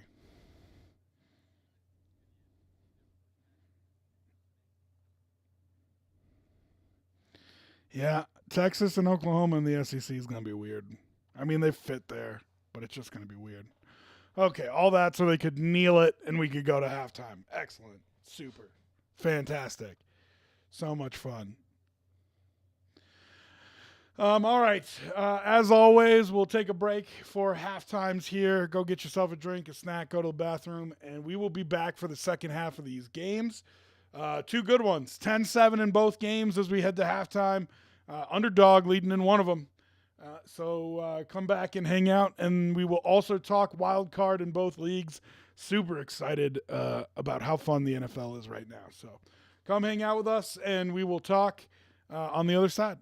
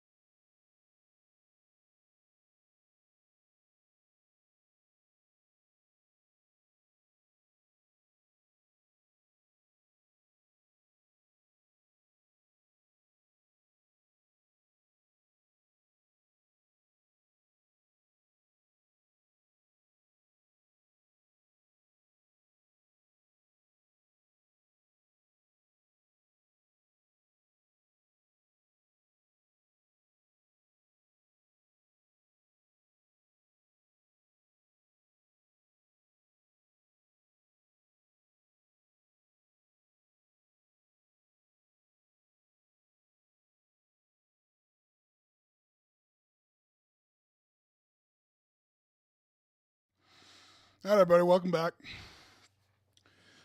Second half is on. Dolphins, Titans, anyway. Dolphins with the ball first. And this is what the Dolphins have to do, especially without Tyreek Hill. They have to run the ball. Their whole offense is designed around putting guys in conflict of run pass.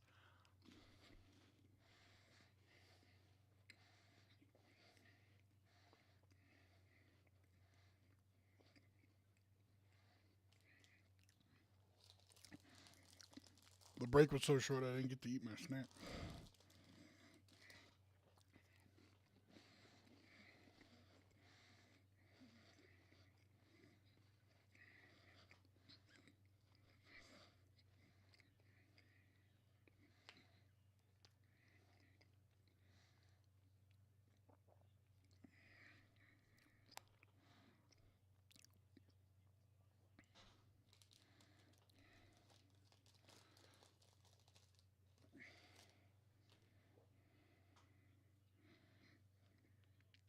Welcome back, everybody who was in commercial.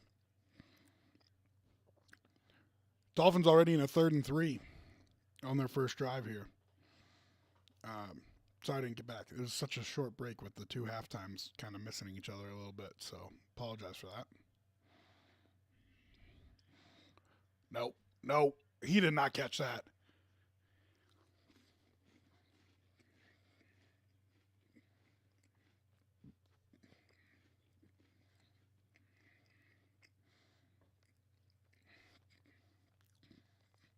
He's out. It's not a catch. His foot drags out of bounds. Wow. They went quick and they got him to not review it.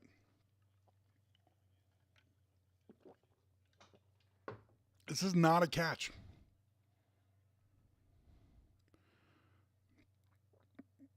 No, his right foot is out of bounds before the left foot touches down. But they got the playoffs, so bad job by the Titans. Could have had them punting.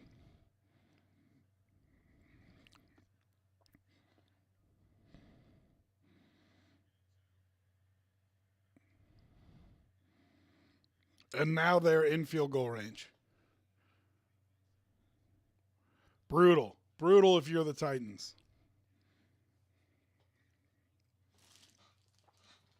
I should have taken my 9-point middle.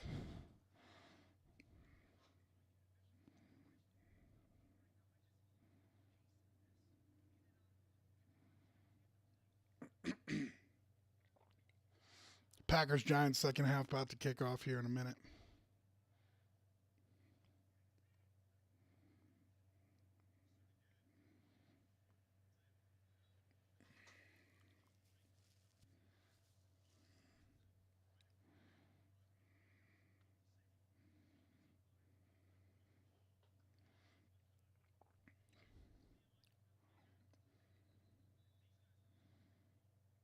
Injured Titan player, it looks like. Yep.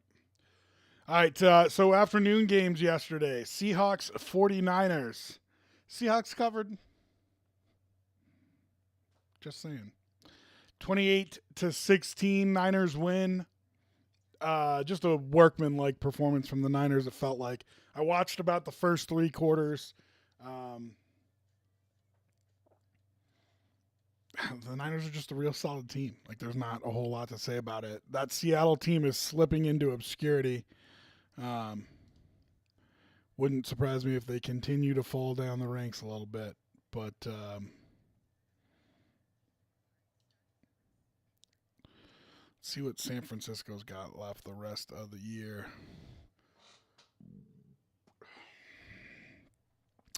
At Arizona versus Baltimore, at Washington, at the Rams. I'm sorry, Rams at home. So, I mean, you got 2 definite wins there. Baltimore's going to be tough. It's going to be a heck of a game. Monday Night Football, it looks like. Oh, Christmas Day Monday Night Football. That'll be fun. Rams at the end of the season, it'll be very interesting to see if the Niners need that game for a 1 seed And if the Rams need that game to get into the playoffs. Two teams fighting for very different things, but could end up being an important game at the end of the season there. Rams up in at San Francisco. But their track to the number 1 seed is clear, and we'll get more into playoffs in a little bit. But let's take a look at the standings here. They are I think they're the number 1 seed right now. Yes, they are. They're the number 1 seed right now and tied with Dallas and Philadelphia, all at 10-3. So Dallas has a tough schedule. They got a bunch of good teams that they're playing, but Philly's schedule is pretty easy, and I think Philly is going to push San Francisco to keep winning. Dallas's remaining schedule: at Buffalo, at Miami, versus Detroit, and then they end with the Commanders at the Commanders.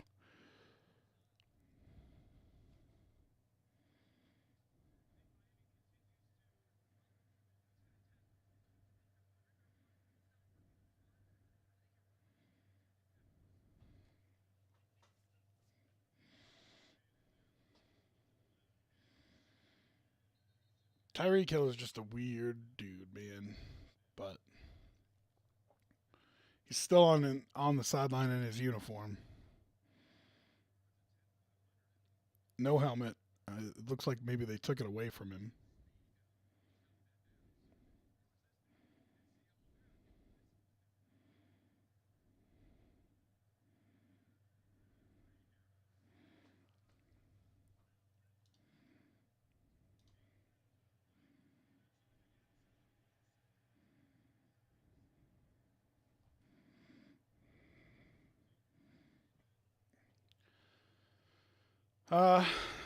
So yeah, Niners with a nice workmanlike win, but I do think Philly's going to keep pressure on them, and they're going to have to keep winning to get that top seed in the NFC.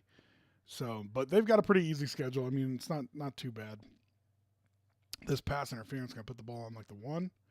Ooh, and the Packers just fumbled. So Giants punt on their first drive, and the Packers fumble the punt return.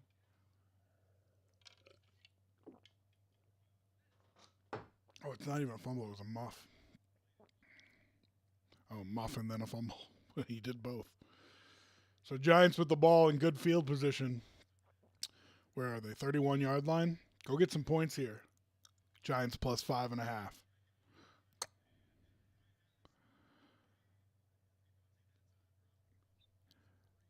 Titans second and goal now, trying to hold the Dolphins to a field goal here. I thought that pass interference took place at like the 1-yard line. They've got them at the 10. That's wild. So it'll be second and goal from like the 14.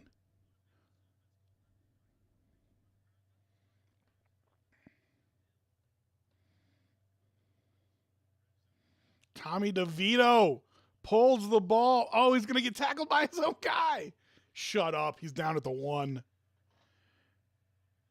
And the Dolphins run the ball down to about the 2, but it'll be third and goal here. Tommy DeVito made a beautiful cut to get free of and almost get to the end zone, and is marked just short. I think he might be in, but it's not going to be an automatic review because it's not a scoring play, so the Giants would have to challenge it.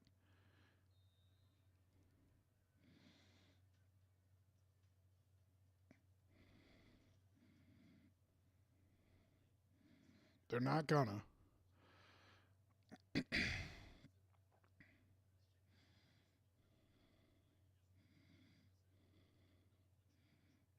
Saquon into the end zone. Touchdown G-Men, and they're up by at least 3, maybe 4.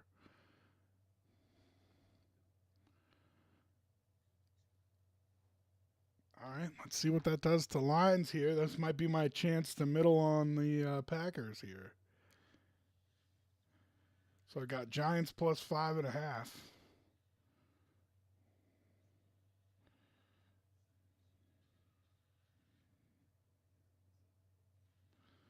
Packers only -1.5 right now. -110 on the money line. Oof, I kind of want them plus points. I'm gonna wait and see if the Packers end up punting this ball. If they do, that'll go the other direction.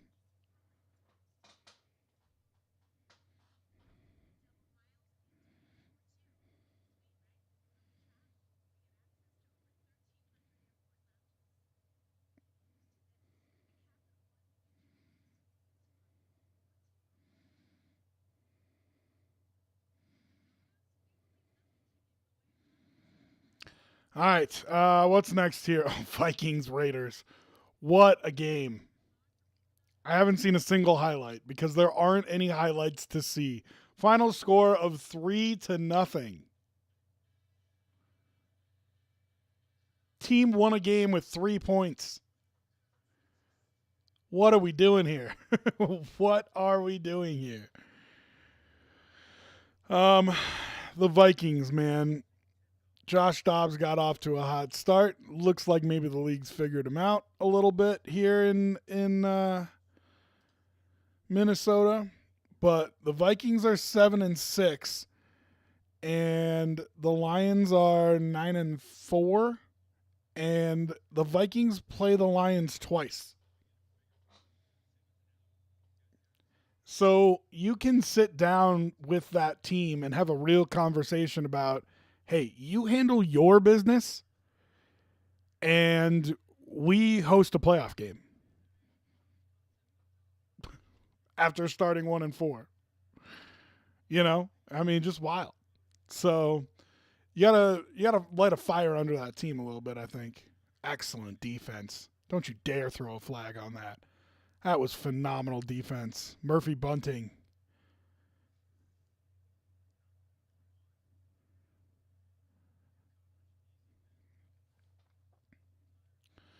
Vikings are like the Steelers. They're super lucky with the wins, but after a while start falling apart. Where were you when we were talking Niners, Milk? Jesus Christ. Yeah, I mean, listen, it's a little bit smoke and mirrors, no doubt, but your last 4 games for the Vikings are at Cincinnati, versus Detroit, versus Green Bay, at Detroit. You win the games, you're hosting a playoff game.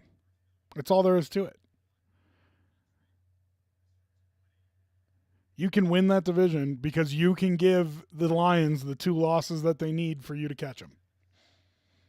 That's crazy, but it is what it is. You're a WoW player too. Look at you. Playing Season of Discovery, Milk?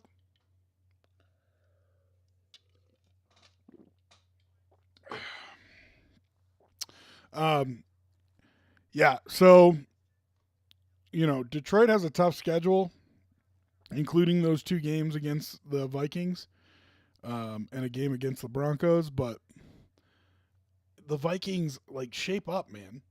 You're right there.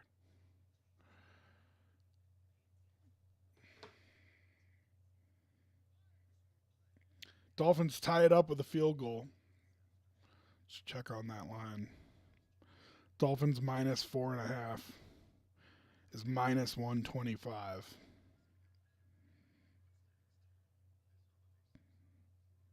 I'm going to sit on it.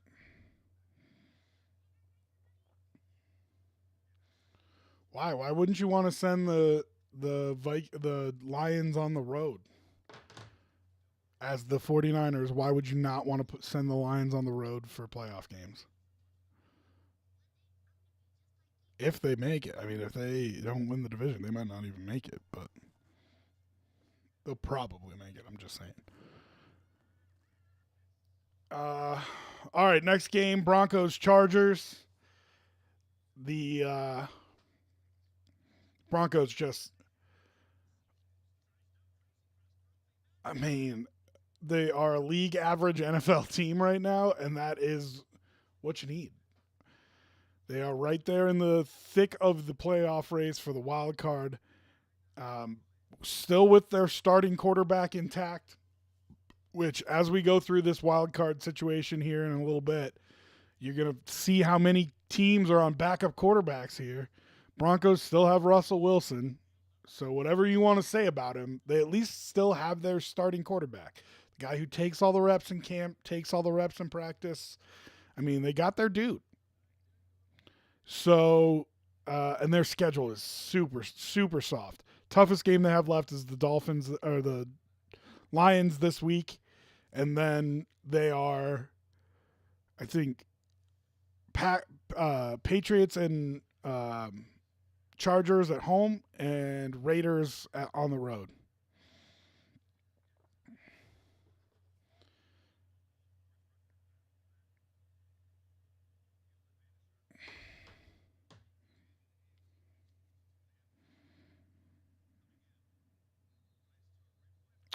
Milkman, because the Lions can shoot themselves in the foot. I don't need the Vikings' help.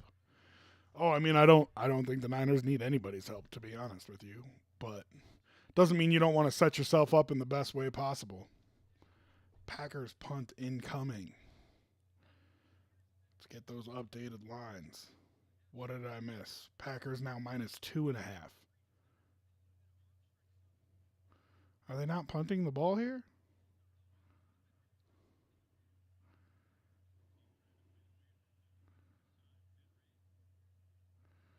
Oh my God.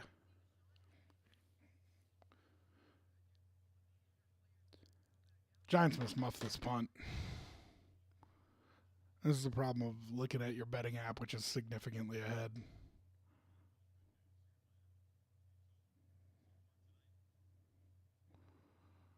Did that hit one of them? Sure did. Well, that's why that's going on. 2nd and 7 for the Titans. Come on, Giants. The hell you doing?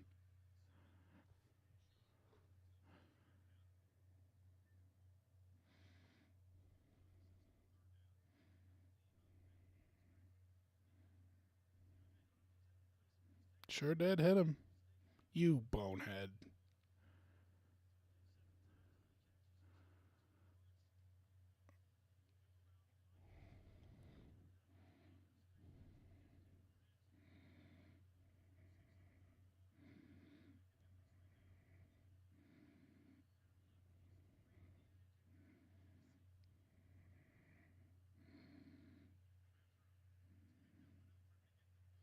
Nice throw from Levis. Oh, they're going to... Defensive holding. All right. So that'll be a first down for the Titans.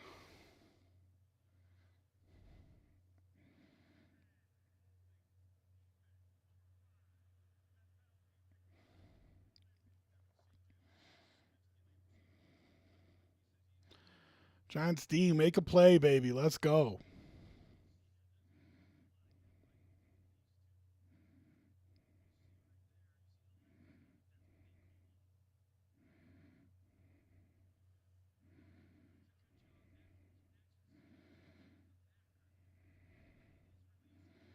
Little sack there.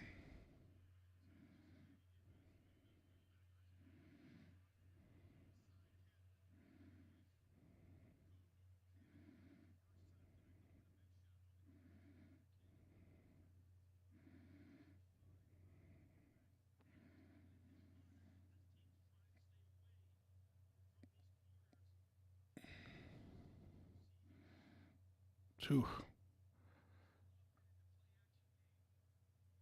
Lucky that pass for Levis just kind of dribbled innocently on the ground.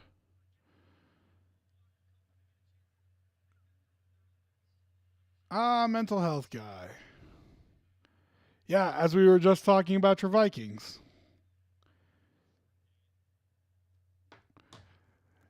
Man, can you go give them a little pep talk for me here? Because your last 4 games, you play the Lions twice, and you can win the division. Like, you can give the Lions the 2 losses that you need to catch them.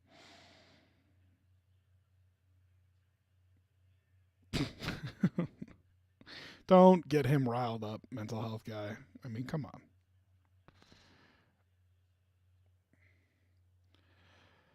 Yeah, what? Tell me what happened, mental health guy, because I obviously did not. Oh, man, he almost missed that field goal. I obviously did not watch that game. Thank God. There were 3 other way better games on.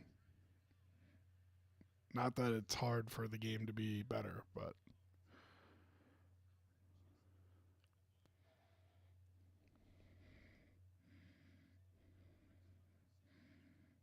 Stop stealing my line if you're going to talk shit, Milkman. I don't know that I love Levis taking a deep shot into double coverage, not to DeAndre Hopkins on 3rd and 7. Not my favorite thing.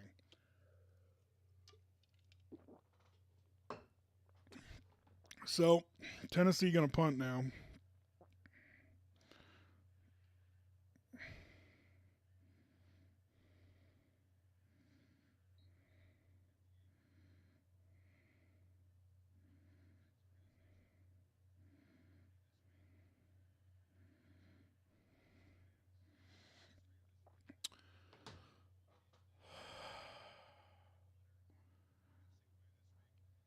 That doesn't make it all good just because you're a WoW player, Milkman.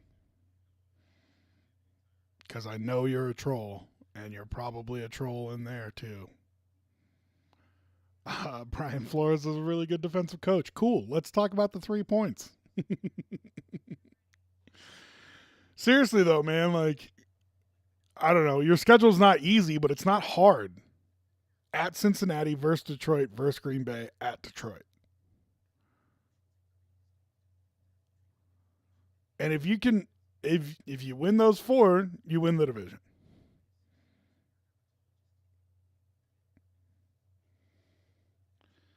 Oh, are we off the Pastronaut thing? We're done with Josh Dobbs now? They don't have a QB, he says.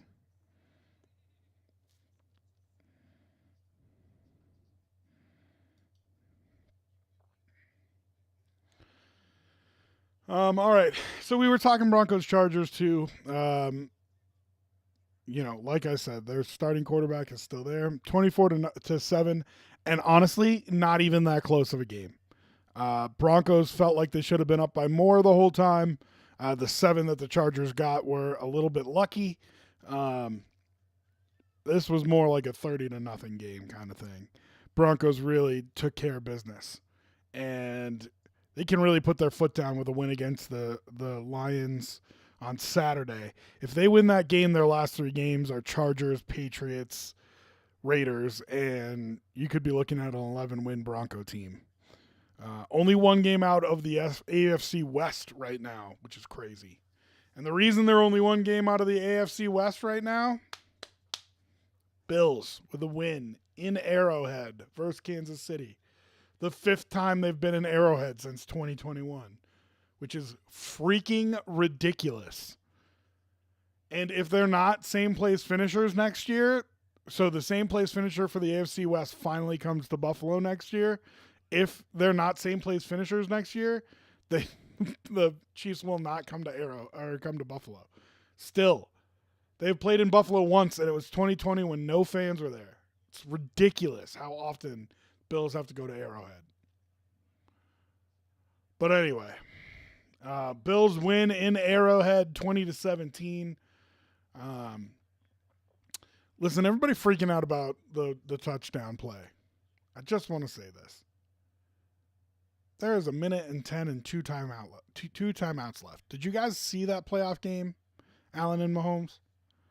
Like, if that's a touchdown, if Tony scores a touchdown there, and Josh Allen has 1:10 and 2 timeouts, you really want to tell me he's not going to drive down the field and score a touchdown? No field goal. Field goal's not an option for him. He's down by 4.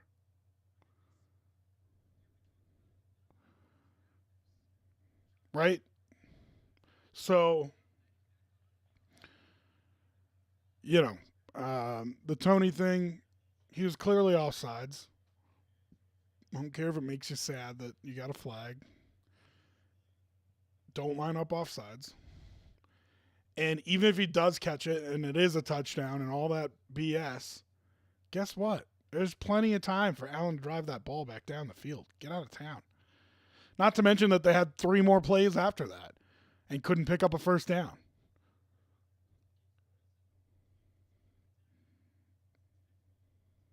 It's not like that was the 4th down play. Stupid. Mental health guy talking about the quarterback situation for the Vikings. They have to give Cousins the contract with age and injury. There isn't a better alternative. Looks like Cousins is going to make more money not playing than playing. Milkman says, ooh, a deep shot from the Dolphins. And that'll lead to 4th down. Titans getting the ball back. Look at this.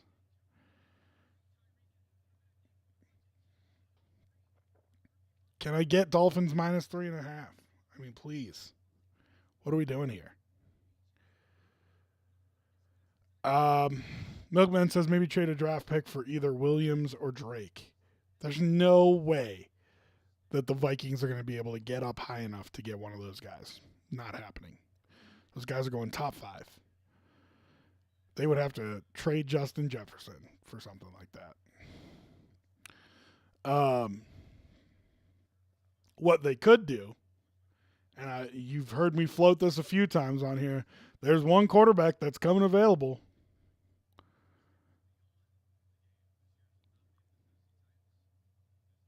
Kyler.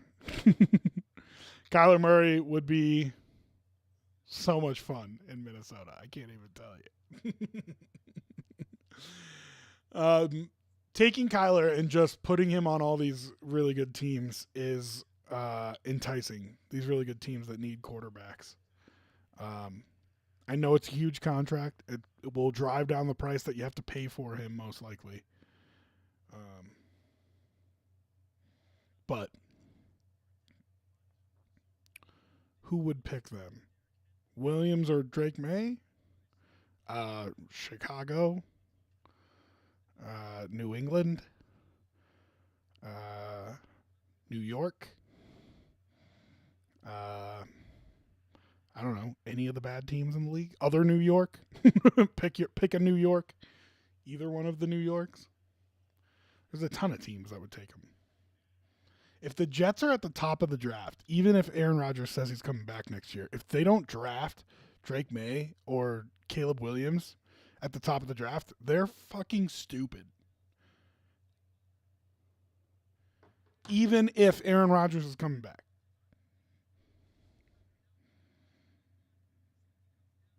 Third and 5. Titans run, hope. Continues. That's excellent.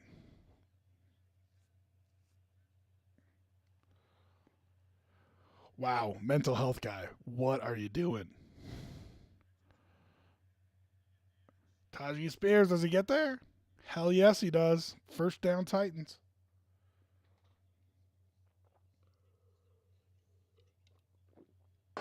Okay, Tommy, put together a drive here.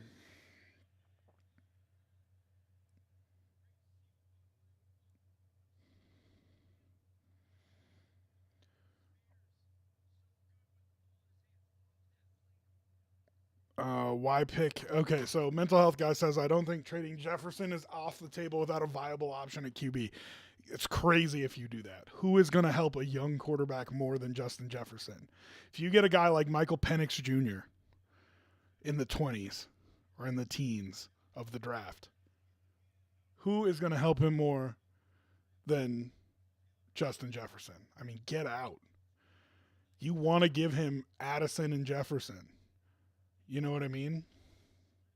So I don't think that's on the table. He's a good enough wide receiver that you pick a quarterback at the top of the 2nd round or at the bottom of the 1st round, go Lamar Jackson on it. You know what I mean? You've got a good enough wide receiver core that you can help a young quarterback a lot. Milkman, why pick Kyler? I mean, the guy plays more Call of Duty than watch film. The Call of Duty jokes are just so old. It's not even funny. Dude, Giants are moving the ball right now. And so are the Titans. Remember when I told you I had the 2 dogs? Let's freaking go. Dude, you cannot.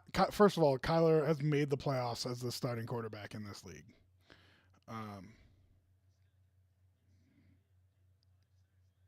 He on a team with a ton of talent around him is electric, dude. He absolutely.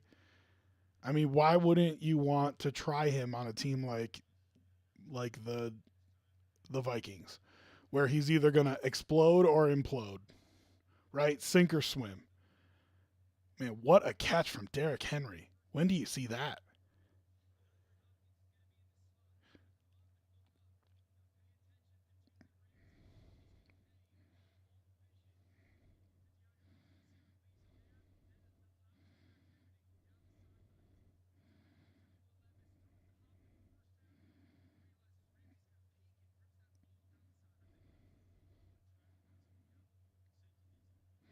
Who knew that was in Derrick Henry's skill set?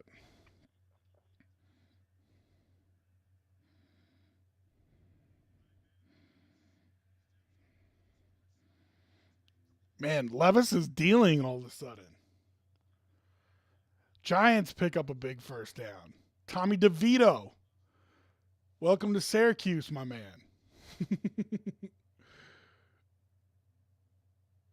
Dolphins minus 2.5. I'm going to wait on it now.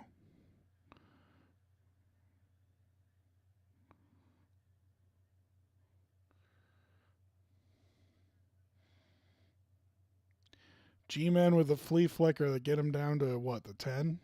12?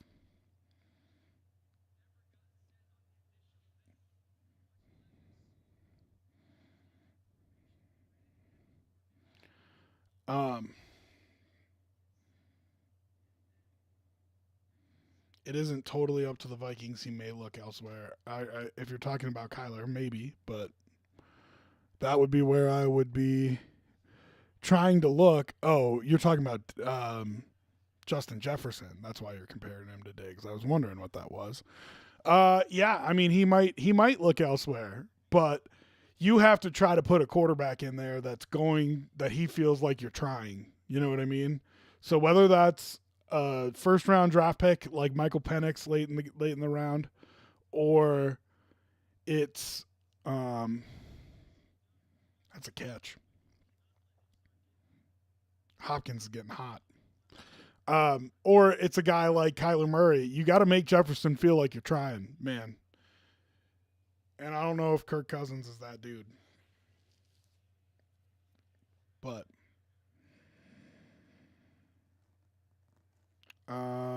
Milkman, really, let's look at the 2021 Cardinal team that had all the talent but exploded, and at the end, especially in the playoffs against the Rams. Yeah, I mean, what are you going to tell me? Oh, touchdown G-Men. Let's go. Okay, so you're already up by 7 if you're the Giants. Do you go for 2 here and try to make it 9 and make it 2 scores, or do you take 8 and you make them go for the 2-point conversion? Isaiah Hodgins, ex-Bill. Levis, 3rd and 6. Oh, Tajee Spears. Okay, is it a catch? Is it a fumble? What's the ruling here?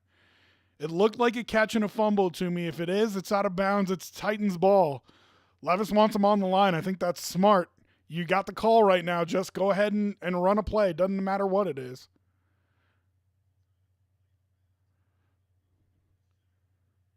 Oh, what a hit. I think that's a catch. Well, hey, you tried, Will. That's tough. You had to go so far down the field.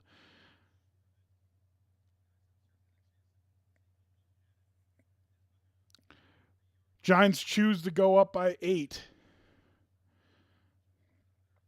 So I'm going to take Packers plus 4.5 at even money right now. Let's do that. Gives me a 10-point middle in that game. Tommy DeVito, hey, giving you a little, how you doing? You know what I mean?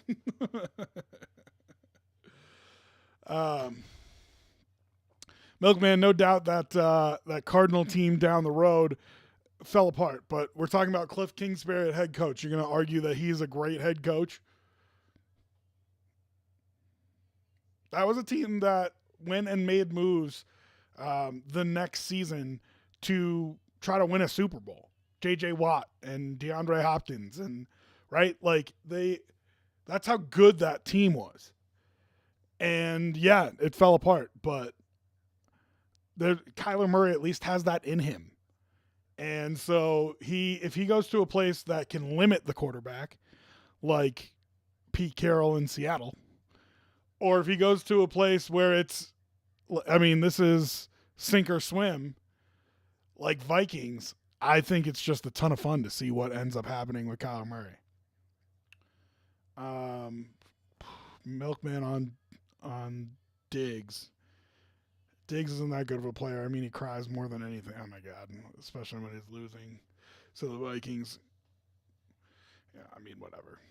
Cousins may have a short shelf life, but help Jefferson get 1,400 yards every season to this point. I don't know. Are there more unknowns with a guy like Kyler Murray? Absolutely. But Kirk Cousins, you're going to pay him for what? You know, like you're giving me results as an argument against Kyler Murray, right? You're making quarterback results is your argument against them getting Kyler Murray. What has Kirk Cousins done? What has Kirk Cousins done, mental health guy? Really, as a Vikings fan, do you feel like he's done something for you? I mean, your best year was Case Keenum before he got there. You know what I mean? Like, what has Kirk Cousins done for you as a Vikings fan that you feel like, oh yeah, we got to pay him? And why wouldn't you take a chance on a guy like Kyler Murray, you know? Okay, so it is ruled a catch and a fumble out of bounds. Titans ball at the 5. They're going to run Derrick Henry 3 times here, aren't they? They're going to run Derrick Henry 3 times and kick a field goal.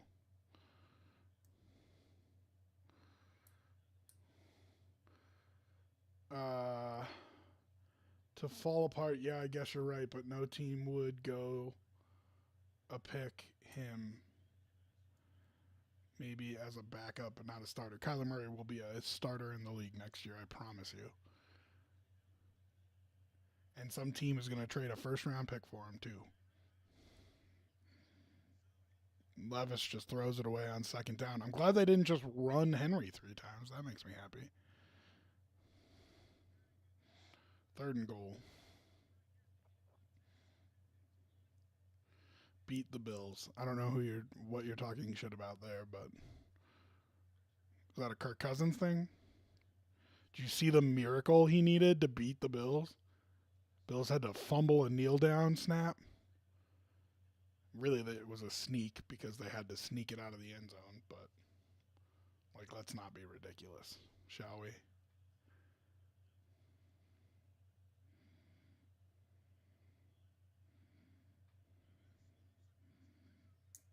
Did he catch that? Yes, he did. Touchdown, Titans.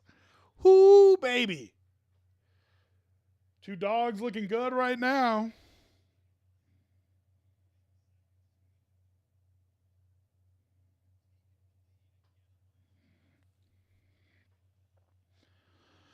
And if you've been listening to me, I've been telling you, Dolphins need to take care of business. Their schedule gets tough the last 3 games. They have to beat the teams they're supposed to beat. Uh-oh.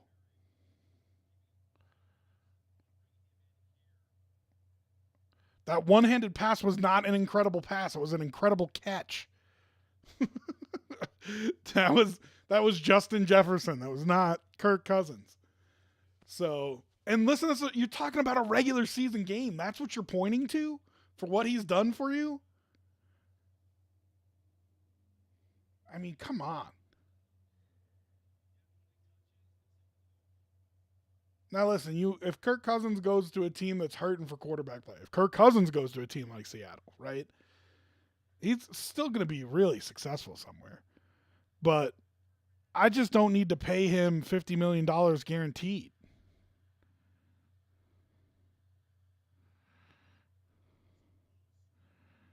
So they took it off the board. Damn.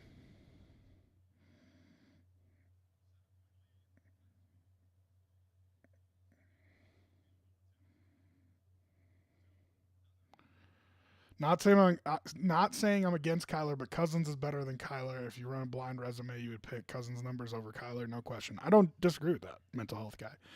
But I'm talking about not what they've done, but what they will do. How many years does Cousins have left? I'm going to take the middle on the Dolphins right now, too.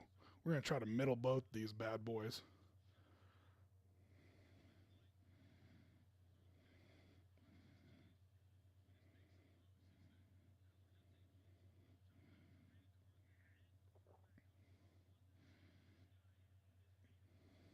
So I got 10-point middles on both the games right now, which I was not expecting to middle both of them, but I will do. And I hope I'm wrong and that the Titans beat the Dolphins. Okay, so yeah, mental health guy. I'm talking about the next 5 years, not the last 5 years. You're going to pay Kirk Cousins $50 million guaranteed for what? Like, what has he done for you? Sure, he's put up numbers. What has he done for you? And so I would personally rather take a chance on Kyler Murray, who is, how old is Kyler Murray? Let's find out. Which, by the way, a wake-up call of getting traded away. He's 26, man. Like, maturing out of I need to just play video games, maturing into I want my NFL career to be successful. Hey, you already blew one shot in Arizona. Now you've got a second chance. Don't fuck this up too. Like, I think I think getting Kyler is really attractive in this position. And you're talking about a guy who's 26 years old. You've heard the stories about Kirk Cousins can't relate to the guys in the locker room, blah, blah, blah. Let him come in and be boys with Justin Jefferson and Jordan Addison and see if you can make a dynamic offense. And if it fails, it fails. But how many more good years does Kirk Cousins have? We don't know. I think a few. But you're paying him $50 million for what? Yes, the blind resume, if you look at years past, you take Cousins. I'm not talking about years past. You're talking about the future.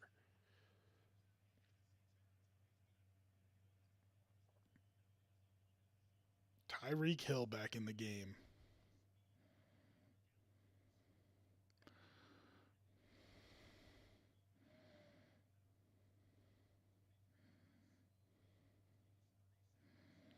Tua was just staring him down the whole time.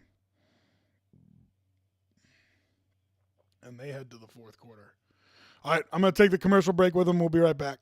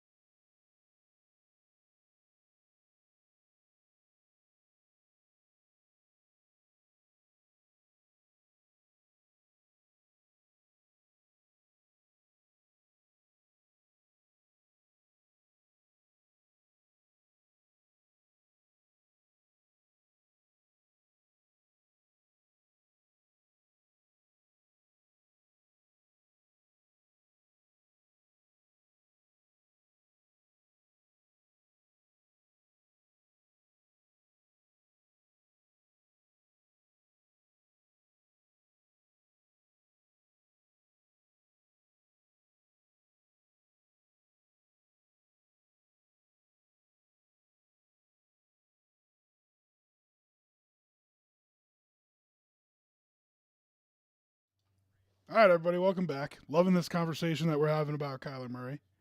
Absolutely want to continue that. Just sending out a little tweet right now.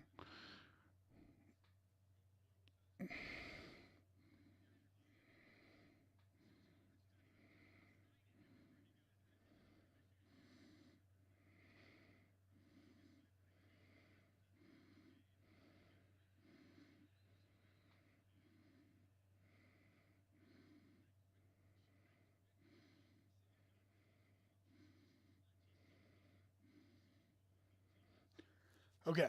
Yeah, let's get back to this conversation about Kyler. Well, look, someone else agrees Kyler is shit. Dude, everybody agrees Kyler is shit. I fight this battle on my own all the time, okay? Everybody thinks Kyler sucks. So, you're not special. Congratulations. Maybe we can compare Josh to Cousins, and I could say that Cousins is better stat-wise. You can't. There's nobody who's scored more touchdowns in the NFL over the last 4 years. He's got the best touchdown to turnover ratio. Like, it's the Josh Allen slander won't be tolerated. Kirk Cousins is not better than him, and anybody who says that does not know what they are talking about.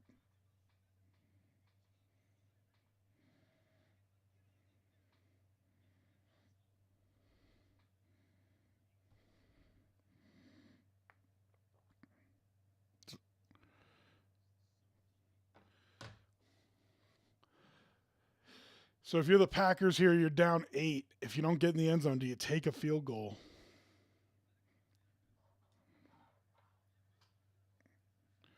Dolphins also driving with Tyreek Hill back in the game. Did he catch it? I mean, he caught it. Was he in bounds?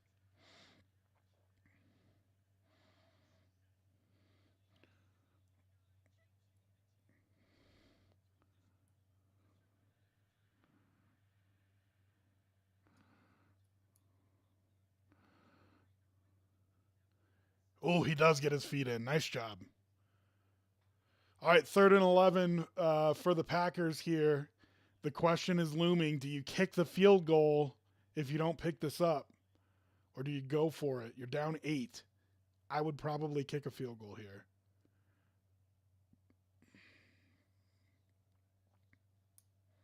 So, oh, man, and a sack makes it a field goal for sure.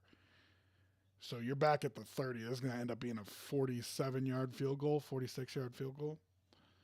All right, Milkman, I have to disagree on Kyler going to the Vikings. Would be Derek to the Saints. It sounds good at first and then falls apart at the end. It could. I mean, it has the potential of doing that, no doubt. But I hated the Derek to the Saints thing at the beginning. I don't hate Kyler here.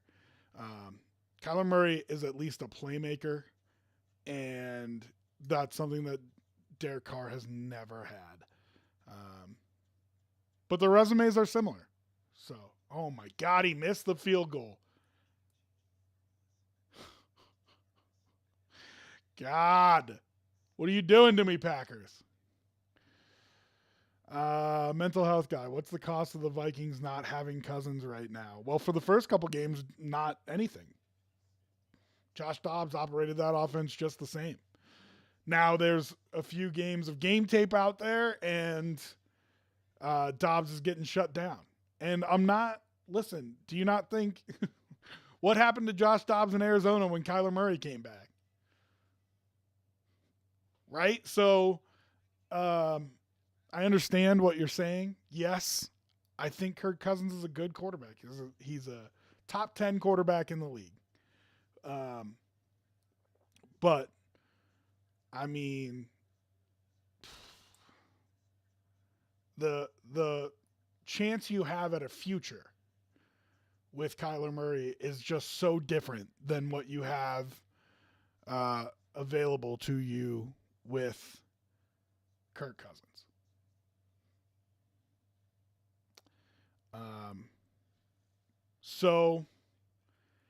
And that Vikings team is ready to win, man. It's ready to win. So you got to talk about solutions like this, right? It has to be solutions like Kirk Cousins, Kyler Murray. Like I don't think you could go with a draft pick, but I think you got to bring in a guy who can do it right now. Tua with a scramble almost died. Holy ghost. He made a cut and looked back into the middle and saw big number 93 running at him and was like, "Oh no, get down." Oh my God, he almost got killed. All right, 2nd and goal. What a hit.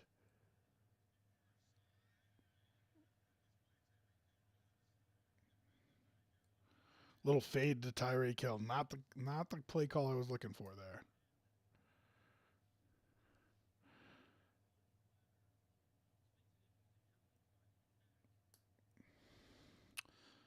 All right, so we finished Bills Chiefs. A good win for the Bills. They just had to listen. You're on the road against a good team. You are backs against the wall. You just have to find a way to win. I don't care what it looked like. I thought they could have dominated that game, as we've said so many times about the Bills this season, which is incredibly frustrating. But you get the win, and that's all that matters. Big one next week, and then Tua slips down on 3rd and goal, and they're going to have to settle for a field goal here to tie it, because that's going to make it 4th and goal from the 15 or something like that.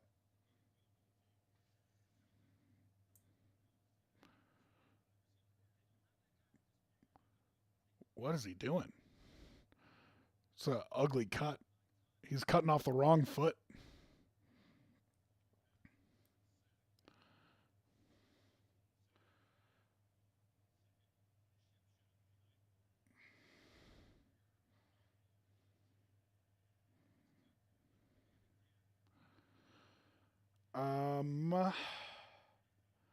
Milkman, since you're a Kyler fan, would you pick Kyler or Josh? I mean, he throws less picks. I think Kyler is not even in the fucking same galaxy as Josh Allen. Or Brock Purdy. So how's that for you? So field goal goes through, but there's a flag on the play.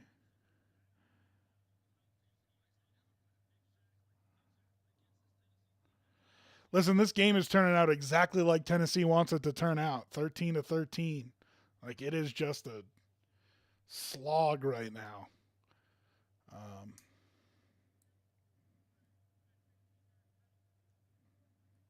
Okay, 15-yard penalty on the kickoff, so the Titans should get good field position here.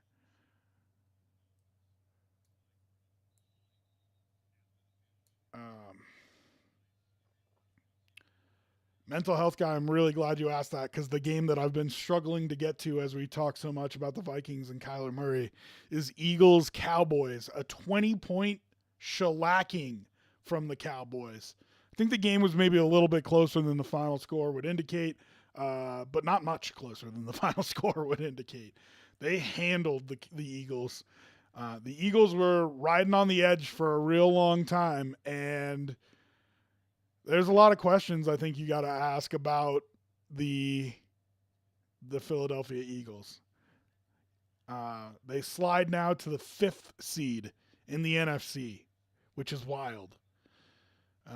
They were 10-1, and 2 weeks later they're the 5th seed in the AFC. Milkman, maybe the NFL finally figured out the Eagles. I mean, listen, it's possible that you guys provided a blueprint for everybody, but here's the thing. That Chiefs game was super close. They pulled it out. That Bills game was super close. They pulled it out. The Eagles game, they get whitewashed. Cowboys game, they get whitewashed. Jalen Hurts needs to step up, man. Jalen Hurts, guy who was in the MVP race last year. He's got to take some of this on his shoulders. The way it is now, the Eagles and the Cowboys are tied, but they made this point several times yesterday. Eagles and the Cowboys are tied, but The division record, if the Eagles win their last 4 games, the Eagles will win the tiebreak. And so because the Eagles will win the tiebreak, if they win their last 4 games, they win the division. So it doesn't even matter what else happens. Dallas does not control their own destiny, and I think that's important. Dallas also has a brutal schedule upcoming. So let's go. We'll talk about the Dallas schedule first. Levis with another deep shot. Come on, boy. Just go get me a field goal here. All right, Dallas's schedule. At Buffalo, at Miami, versus Detroit, at Washington. That's tough. That's real tough. Eagles schedule. At Seattle, versus the Giants, versus the Cardinals, at the Giants. You know what I mean?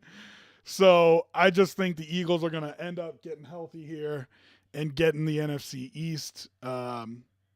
So now let's get back to your question, mental health guy. Does this year feel different for Dallas? That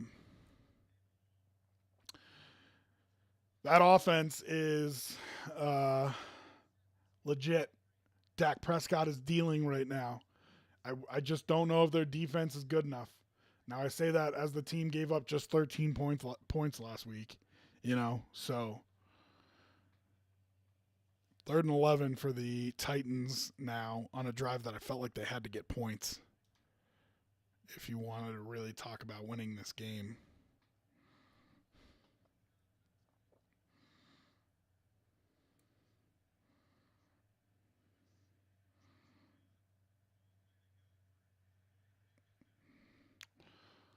Levis takes the check down. You're 4th and 3, 4.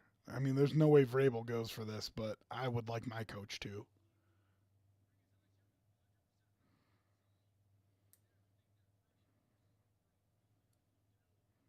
Packers moving the ball. I need the Packers to do something now. They are not in my middle right now, and I need them in my middle. Titans, Dolphins also not in my middle.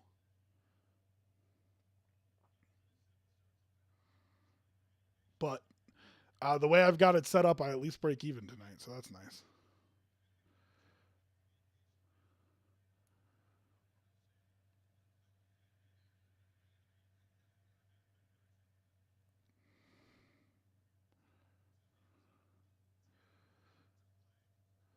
All right, so let's see. Mental health guy with a couple messages here.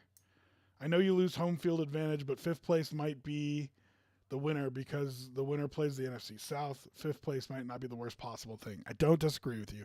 I think that has more to do with if you end up... Benny, what's up, buddy? I think 5th place has more to do with 2 things. One, if you win the NFC East, do you end up the 2 seed or the 1 seed? If you end up the 1 seed, that's a bye. It's not just home field you're talking about. That matters. If you end up the 2 seed, you still probably play a pretty bad team. It looks like that seventh wild card is going to be a interesting spot.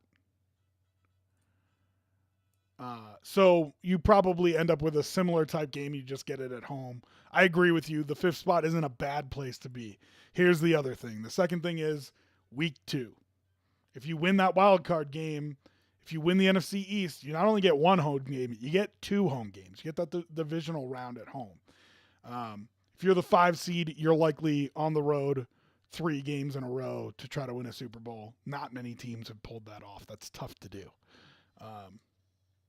So it's not so much about the first week as it is about the second week to me. When you have a team like Detroit or whoever is the 5 seed, right? Like, you could be the 2 seed and you've got Detroit coming in week 2, like the divisional round of the playoffs. That's why I think it matters, mental health guy, to get home field and win that game for the second game, not the first one.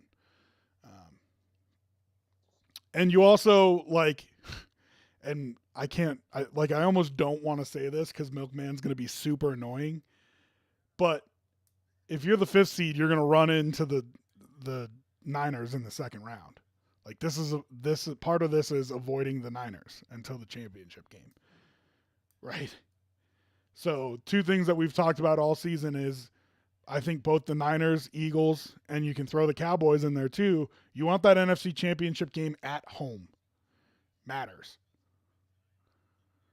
Oh, Jordan Love took a shot at the end zone on 3rd and 10. So you're going to kick a field goal here too, aren't you? And still not be in my middle. Yep, they're going to kick a field goal.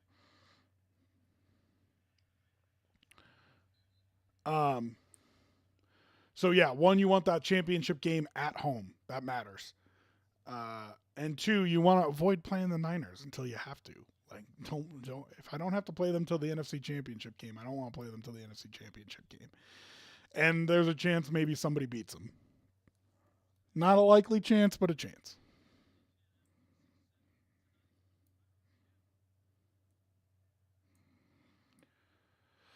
Green Bay kicks another field goal. This one they hit. It should be 19-21 right now, and I should be in my middle. Super annoying. Dolphins pick up another first down. 10 minutes left there. All right, so let's talk about the wild cards now in each league. We've talked about the top end of the playoff scenarios a little bit. Let's spend a little more time on the top end. Baltimore 10-3 has a really tough schedule. Dolphins 10-3 have a really tough last 3 games, especially if they biff away a game against the Titans here. Chiefs already have 5 losses. Jaguars already have 5 losses. The AFC is wide open right now. I mean, wide open. Oh my goodness, what a hit. Oh, what a hit. Unbelievable.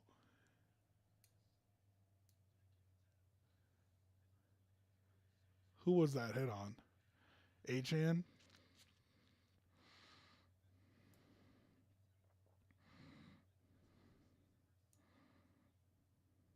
Oh, man. What a hit.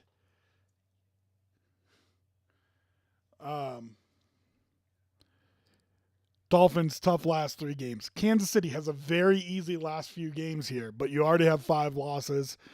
And Jacksonville, man, I don't even know if you're going to end up winning the AFC South.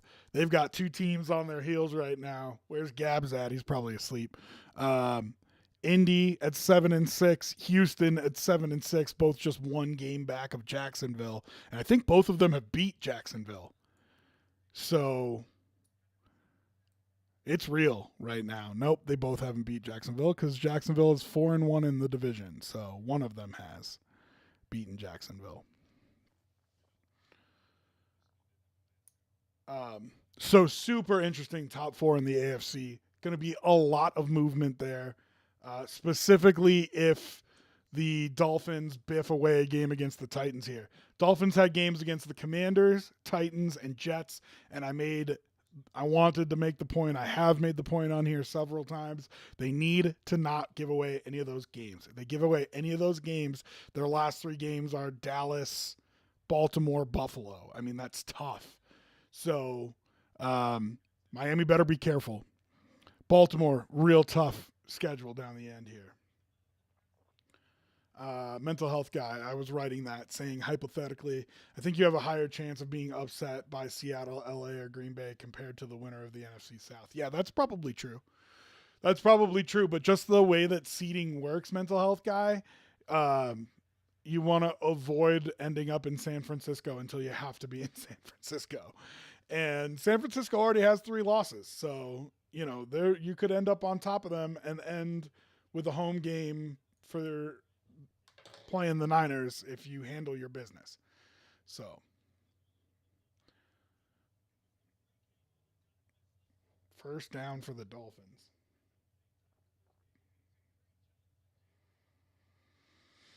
Saquon Barkley running free. Oh, he fumbled though. I think the ground caused it. He's probably down.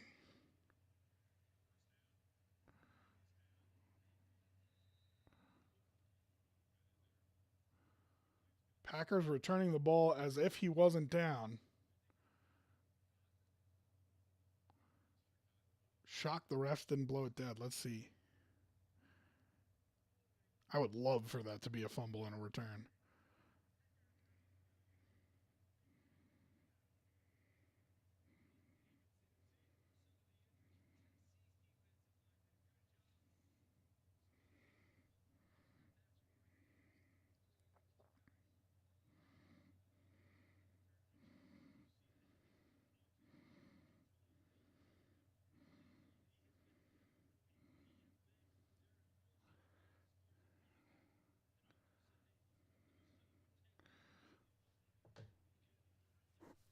Yeah, he's definitely down. Well, but if no one touches him, yeah, but the ground can't cause a fumble. At least that was... It's interesting, Ben. It's close. So the ground's not supposed to be able to cause a fumble. If that's the contact, though, that they're saying no, but he's not down by contact. Oh, that's super interesting.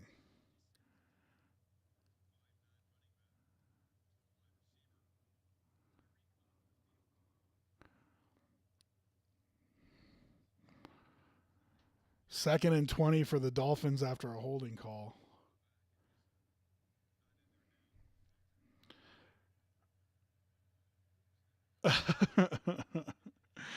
Are you in a close one, Ben? Oh, they are going to let it stand. Get out. Unbelievable. All right, so in the back of your head, if you're the Packers, you got to be thinking, if you only get, 5 or 10 yards here, are you okay with kicking another field goal and trying to get a third possession here? Or is this it? Is this your only drive? You're going for a touchdown. That's it, no matter what. Nah, I'm smashing. Good for you, buddy.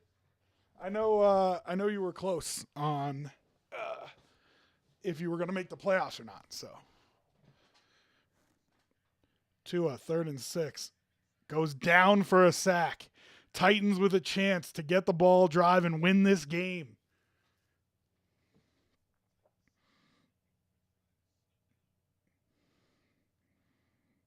Ooh, baby, we got 2 good ones.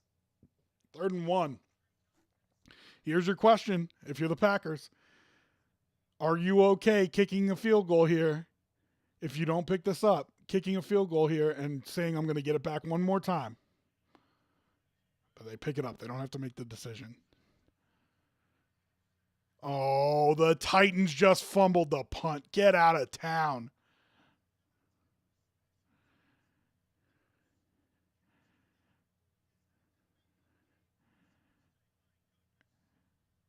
Yeah, it could be a game-costing mistake, absolutely.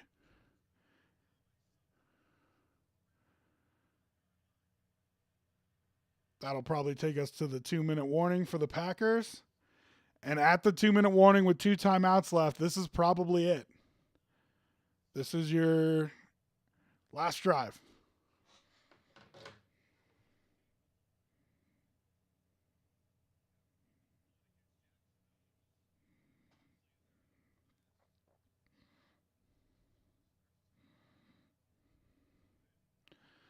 Titans, unbelievable.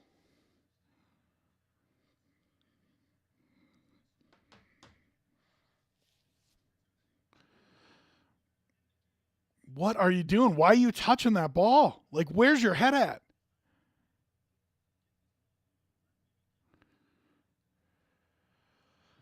All right. So, Dolphins in goal to go. Packers in goal to go. Both teams, I was going to say trailing. Both teams either tied or trailing.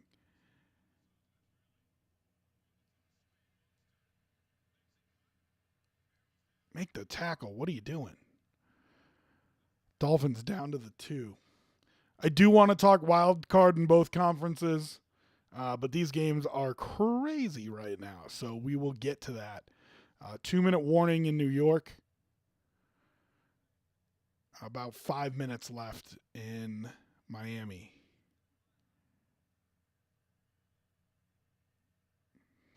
What are all the teams you think good enough to win the Super Bowl? You know, it's really interesting, mental health guy. Dolphins in? Did he get in? Touchdown Dolphins. You know, it's really interesting, mental health guy. There aren't teams that are just world beaters in the AFC.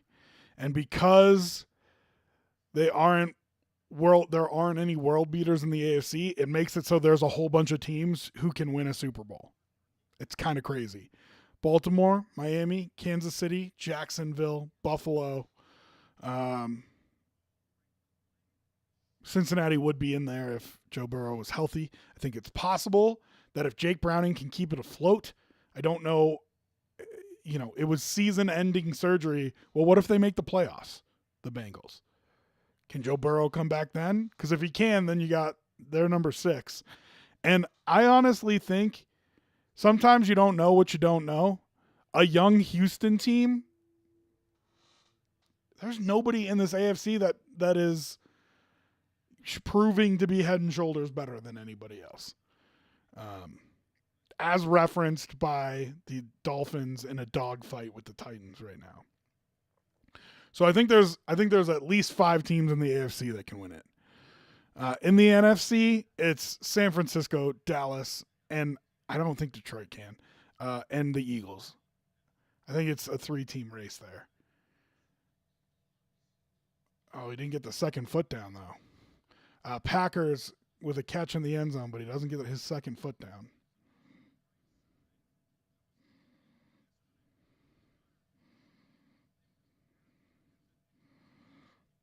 Okay, Dolphins up by a touchdown, 5.5 left.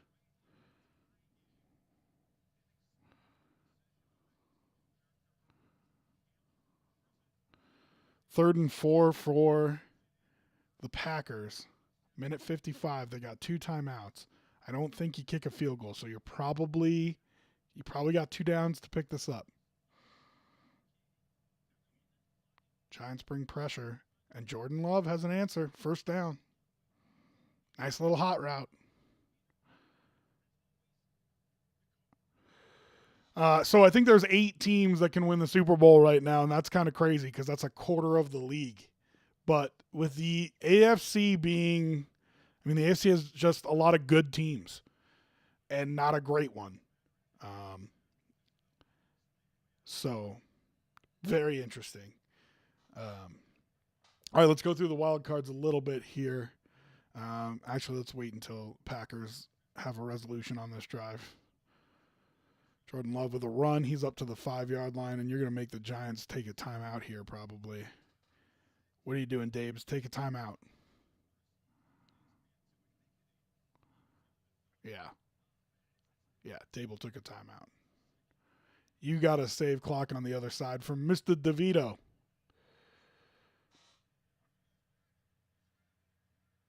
Wow, the Titans turned it over again. Get out of town.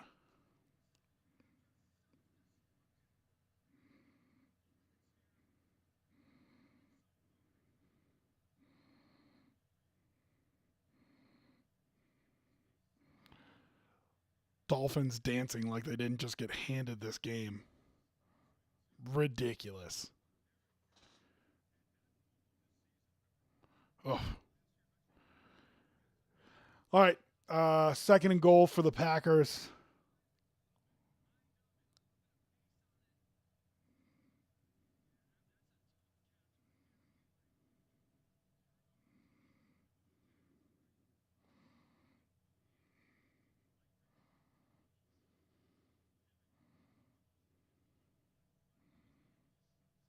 Oh, what a play.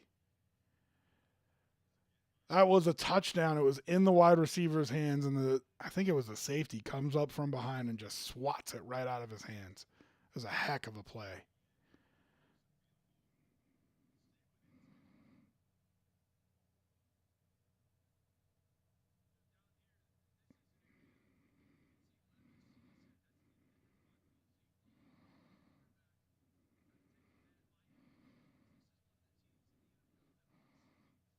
Was it a catch before it got slapped out? Mental health guys, is that what they're reviewing? I got that on my second screen, so I don't have sound on. No, it looks like they're going through.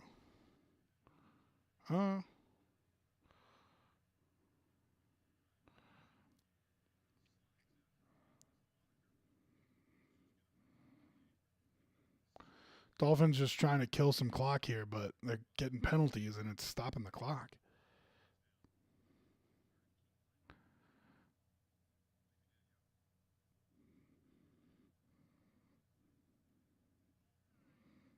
Man, the Titans are just imploding right now.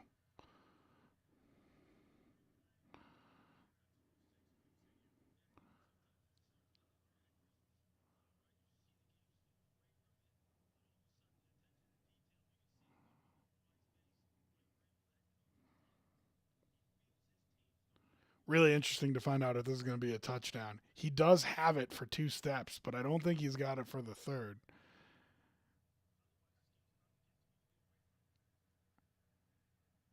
Yeah, you're a little bit ahead of me, mental health guy, but it was a heck of a play. I think he deserved to have that called incomplete.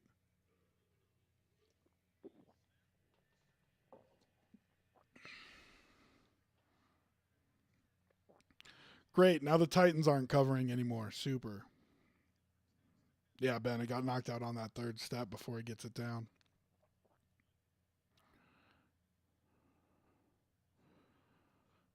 Unless the Dolphins want to miss this extra point for me. That would be fantastic.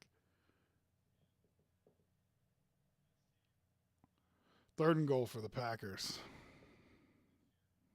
Touchdown. Ooh, baby. You got to go for 2.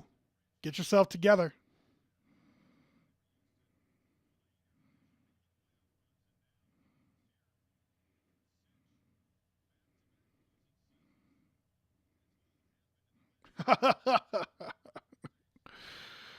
Oh, man. Are they going to send this to booth review as well? I imagine so. But that's a catch. He's over the line. Oh, is it a catch? Did he get 2 feet down? That might not be a catch. I thought it was a catch for sure. 1, 2. Yeah, he gets 2 feet down. And then the ball's across the line, so it should be a touchdown. He should be good.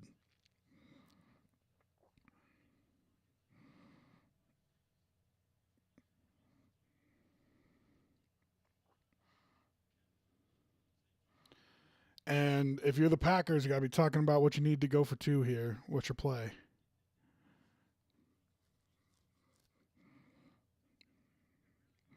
Okay. So Dolphins in the end zone, Packers in the end zone. 1 game close, 1 game blown open.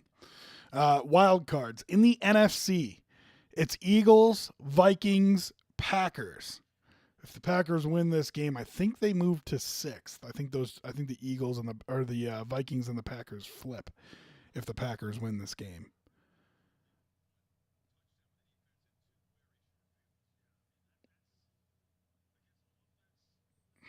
Interesting play call. And they don't get it. So the Giants can win it with a field goal.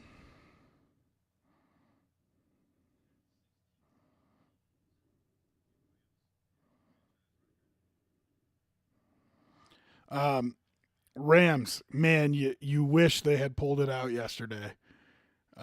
What a game by them. Levis to Hopkins has been a thing. Let's see if they can get it back in the end zone. Seahawks are falling apart. They have the Eagles next week. Someone's got to get right there. You wonder if Geno Smith is back. You think probably that's the case. That's a false start.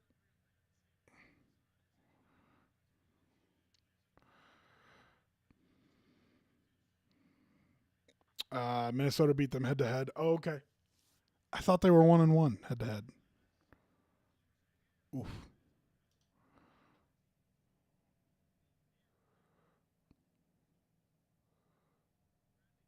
No, okay. They got their last game coming up, Sunday Night Football on New Year's Eve. Okay. Yeah, I got you, mental health guy. Okay, so they'll stay in the 7 spot then.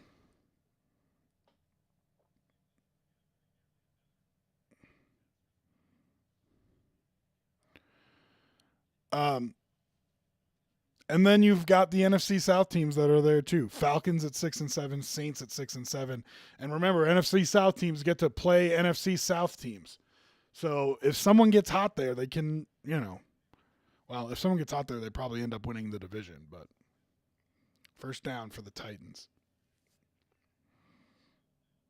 Go get a score for me, Tennessee. Give me my middle.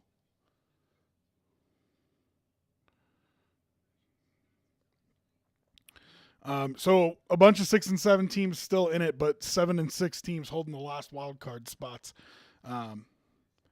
Be interesting to see if a team like the Rams can get it together and get there, or the Seahawks for that matter. I don't think either will. I think these are probably your playoff teams, but it'll be interesting to see how this shakes out, especially with so many AFC or NFC North teams and NFC West teams. They're all going to end up playing each other. You know what I mean? Nice job by Tajay Spears on that play. In the AFC, it's absolutely bonkers. Browns stay above the fray at 8-5. I don't think that necessarily continues. Maybe it does. Maybe Joe Flacco keeps playing well. But Browns on a backup quarterback, 8-5. Steelers on a backup quarterback, 7-6. Indy on a backup quarterback, 7-6. Houston, is C.J. Stroud going to play? On a backup quarterback, 7-6. Maybe. Denver with their starting quarterback, 7-6. Bengals with a backup quarterback, 7-6. Buffalo with their starting quarterback, 7-6. So, I mean, there's just a huge mountain of teams there.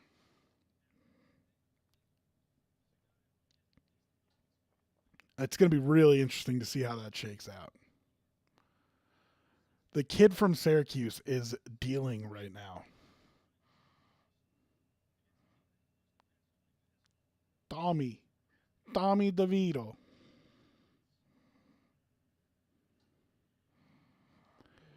And it'll be interesting to see what happens with the tie break with a bunch of teams tied at 6-7. Titans moving as well. Will Levis. He's not dead yet. Remember, there's more time left in that game. 3 minutes left in that game, and they are at the 30, 35. Giants already in field goal range. You wonder how much they're going to want to put the ball in danger here. They're not. They're just going to give it to Saquon. You got 2 timeouts. If Green Bay's smart here, and it looks like they did, they're going to start using their timeouts and try to do the same thing. Can you stop them, make them kick the field goal, and save yourself just a little bit of time? But theoretically, the Giants can run the ball 3 times here and get it down to a last-second kick.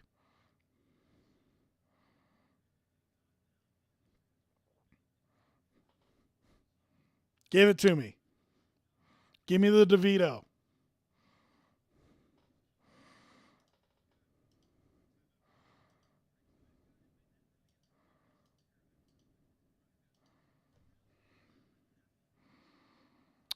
Okay, 2:53 left in the Miami game.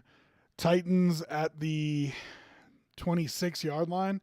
You got to score before the 2-minute warning, but you got time here. Oh, get in. Down to the 2-yard line. Titans are live. 1st and goal.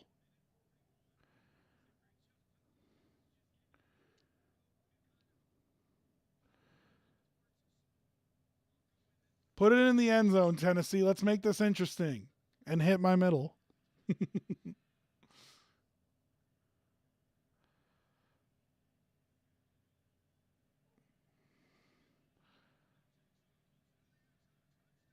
Touchdown Titans. Let's go. All right, so everybody says the analytics play, and then they don't talk about what the analytics are. They're down by 2 touchdowns, go for 2. Here's the thinking behind it. If you go for 2 the first time and make it, you only need to kick an extra point to win. If you go for 2 the second time, or the first time and miss it, you go for 2 the second time and tie the game. The average is that you make it about 50% of the time. So you got 2 shots to get 1 2-point conversion. But if you get it on the first one, it's an extra point to win.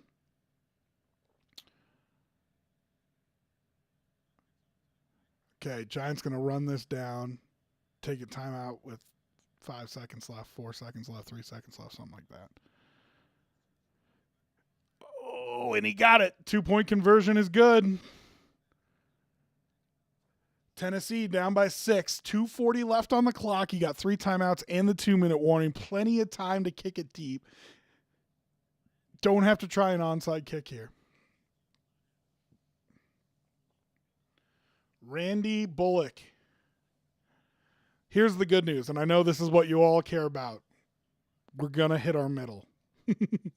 There's no way that this game doesn't hit the middle.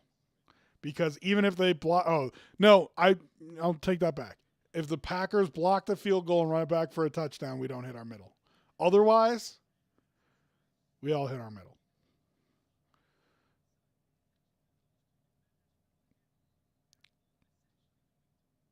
G-Men with the W. Rob hits his middle.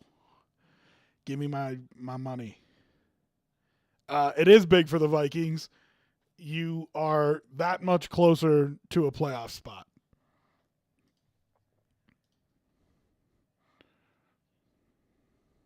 It's big for Tommy DeVito, too. That just like I said about Jake Browning, that kid's probably earning him some backup quarterback money in the future here, right? Like, you're going to get yourself a couple $1 million contract to be a backup quarterback somewhere. And that's, I mean, you're setting yourself up with money for the rest of your life. That's why his parents are dancing in the stands. I don't care about the win. No, I'm kidding. All right, so let's see what that does here. That does keep Green Bay in the 7th spot. So they win the tiebreakers at 6 and 7. So that's big. Dolphins drive about to start now. They're 1st and 10. You got 3 timeouts and the 2-minute warning. You just have to be a little bit selective about how you take these timeouts if you're Tennessee. But Packers now tied with the Rams, Seahawks, Falcons, and Saints for the last playoff spot. You got a 5-way tie for the last playoff spot. But Green Bay still wins the tiebreakers, and they are 7th. Bears, Giants are not completely dead at 5 and 8. No. And Washington even not completely dead at 4 and 9. That 7th spot is still open. Even mathematically, I'm on the ESPN website right now. The Cardinals are still live at 3 and 10. If the Cardinals got to 7 and 10, they could still make it into the 7th seed. So the only team that's completely dead right now is the Panthers.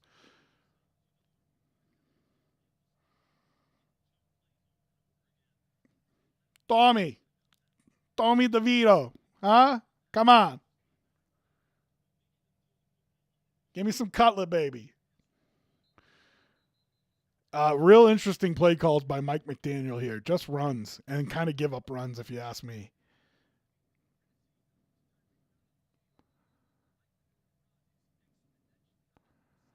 So 2 minutes and 30 seconds left. You got 1 timeout and the 2-minute warning.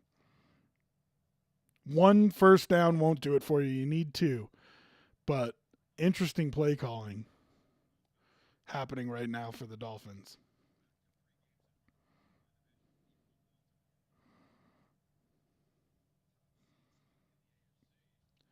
Syracuse kid. Tommy, come on.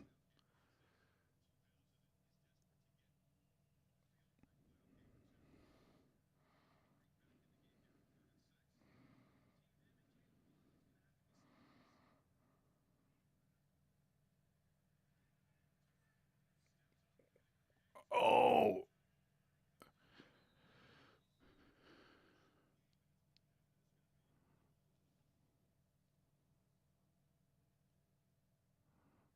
Holding. So that'll get declined. Tennessee is getting the ball back. They're live, baby. Oh, let's go. Oh, let's go. 4th and 2? What kind of coconuts do you have on you, Mike? You want to go for 4th and 2?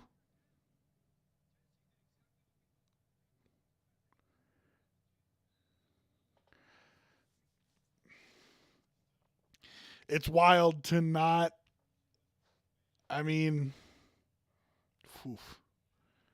the ball away.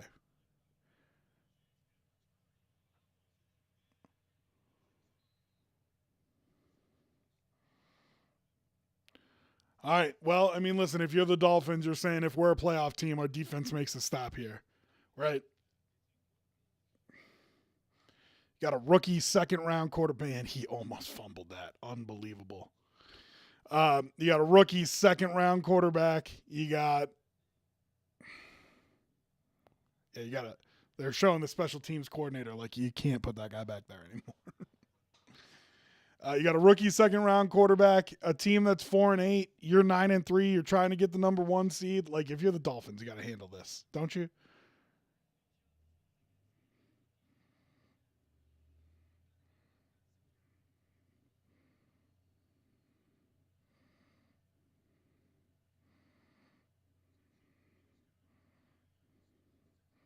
Oh man, how does DeAndre Hopkins get that wide open?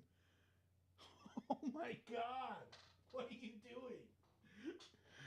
Oh. Holy. Okay, now if you're the Titans, you got to be thinking about, we got to run this clock down before we score a touchdown. Like, first and foremost, it's got to be a touchdown. But also, can we end up in bounds and run the clock down a little bit here? Like, you got to change your whole mindset now. You want to score with as little time left as you can. Because you need the touchdown puts you in the lead if you hit the extra point. Stay in bounds. Oh, it's 2-minute warning anyway. Dude, what is Will Levis doing? What is going on right now? This is unbelievable. What an unbelievable game. The NFC wild card, crazy. The AFC wild card, crazy. What a fun end of the football season. This is going to be absolutely fantastic as we go down the stretch here. Vikings on a backup quarterback who mental health guy doesn't trust. Packers with Jordan Love. Rams with Matt Stafford. I think Geno Smith will be back for Seattle, but Geno Smith back for Seattle. Atlanta with nobody at quarterback. And the New Orleans Saints with Derek Carr at quarterback for 2 playoff spots. Who are you trusting at the end of this season to win some games here? It's a really interesting question for me going down the stretch.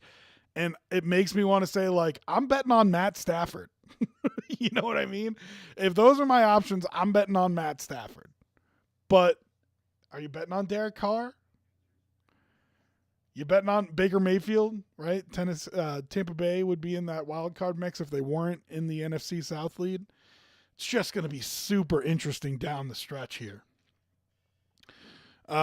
In the AFC, backup quarterback Joe Flacco, backup quarterback Mitch Trubisky, backup quarterback Gardner Minshew, CJ Stroud, we'll see if he plays this week, but maybe backup quarterback Davis Mills, but at least rookie quarterback CJ Stroud. Then you have Super Bowl champion Russell Wilson, backup quarterback Jake Browning, and MVP candidate Josh Allen. So who are you betting on in those scenarios to make the playoffs? It is absolutely wild down the stretch here. It is going to be a ton of fun the end of this season. Just huge games week in and week out with teams that are in the playoff race. Just absolutely crazy right now. Below the Bills, who are 11th and 7-6, technically 11th, but tied for the 6th seed, is the Chargers at 5-8, the Raiders at 5-8, the Jets at 5-8, and if Tennessee wins, they will be 5-8. All of them, I think, are out right now because there are so many teams, but mathematically, they're all still in it. Why are you getting cute?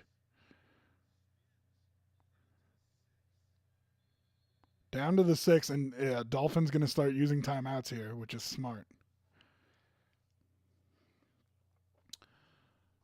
Mental health guy. Washington, New Orleans, Giants, and San Francisco for Stafford. Yep. Yep. And that last game against San Francisco, there's no promise that they need it, mental health guy. San Francisco might have the 1 seed locked by then. I don't think they do. I think Eagles continue to put pressure on them. But it's possible San Francisco doesn't need that game because they have the tiebreaker over the Eagles. So if the Eagles drop another one and they end up, San Francisco goes into last week 1 game ahead of Dallas and or Philly, they've got the tiebreaker. So San Francisco might not even need that game. Which is wild. This NFL season is just crazy right now. Oh, God. The Titans would be up by 50 if they didn't make all these freaking mental mistakes. Wild. Oh, ooh. Are they going to call it on Miami?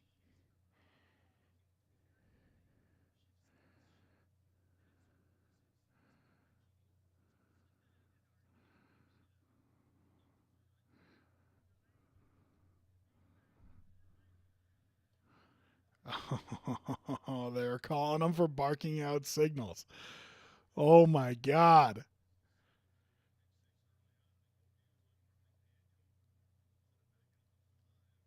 Okay, so I don't even know. Are they in goal to go right now?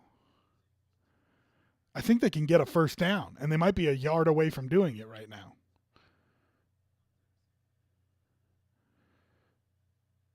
But remember, 1:53 left. Like, you have to burn a little bit of time here. So, yeah, they're a yard away from a first down, and picking up a first down would be huge for them right here.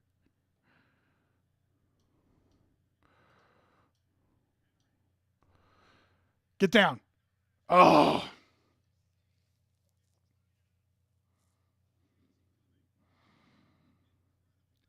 If you're Derrick Henry and you're real savvy, you dive down at the 1 yard line and say, I'll take 4 chances to win the game here, but we're going to run the clock down. They scored a touchdown in 26 seconds. That is crazy. And here's why you go for 2 twice, right? This is why you go for 2 on the first one. Now you're in the lead.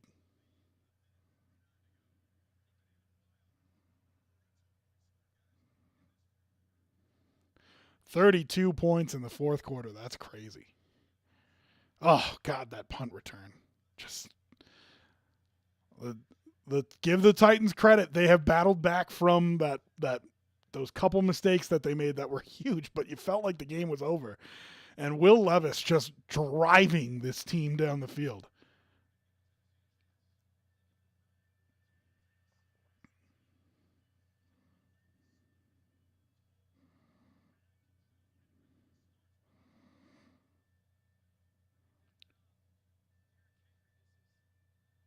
I mean, this is just an absolutely wild couple of games we've got going on. We had going on.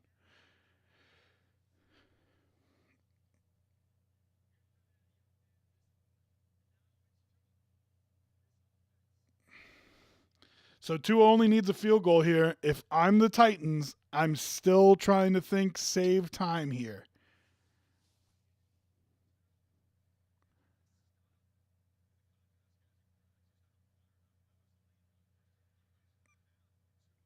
Dude, Levis is jacked up right now. That's fucking awesome.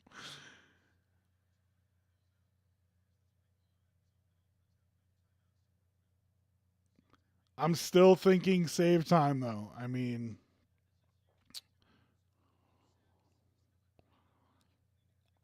minute 45 is a ton of time. I know they don't have any timeouts. And you don't want to gift them anything, but you also, I mean, Levis scored a touchdown in 26 seconds. You know what I mean? Like, save yourself 15 seconds on the clock if you can. It's got to be in the back of your head if you're the coach, you know.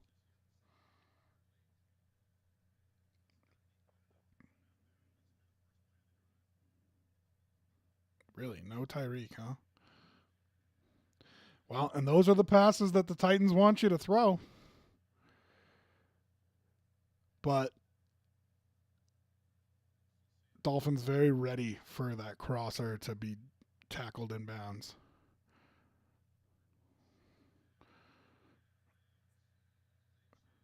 Hardest first down to get, the first one. So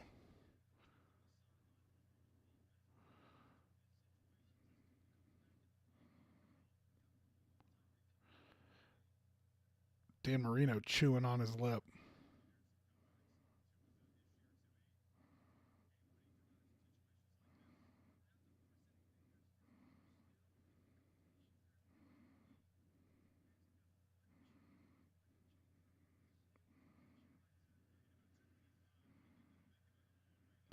You got to be aggressive here if you're the Titans. You can't just sit back. They only need a field goal. Get him. Whew. 2nd and 10.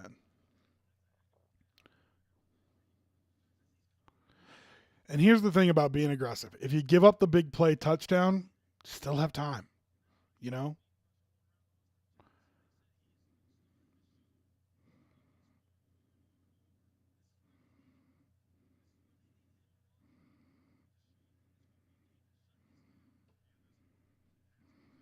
Minute 15. 2nd and 10. No timeouts, which is huge.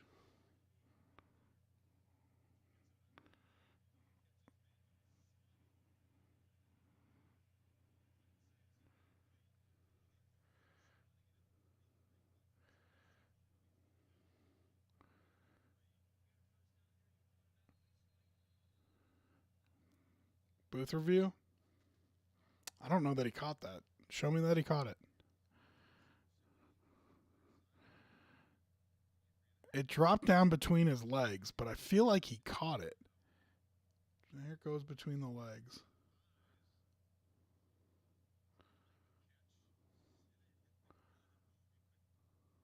I don't see it move there.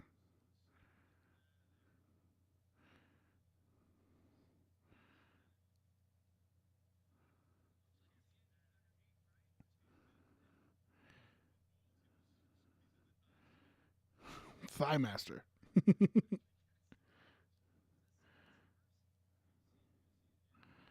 Hey, they made the same joke I did. I should do TV. Yeah, that's a catch. His hand gets underneath it.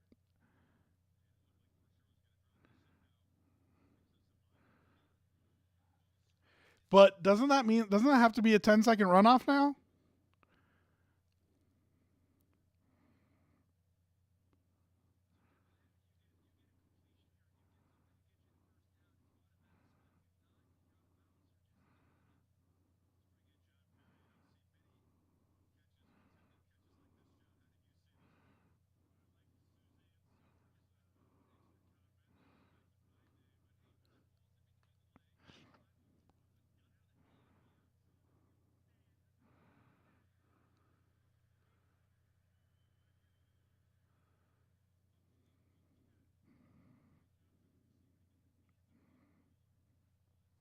All right, so 56 seconds starting on the ready for play.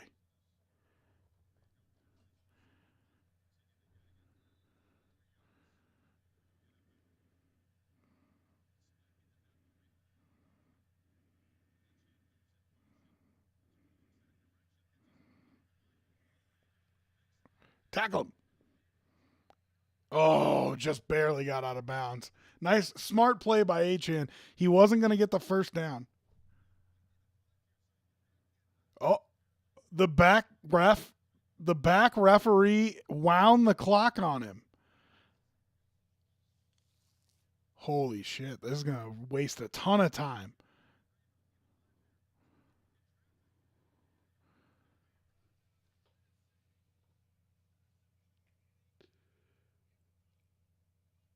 Oh, my God.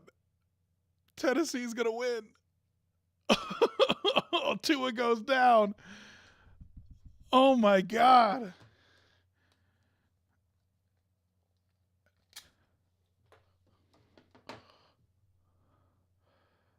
Oh, that is unbelievable.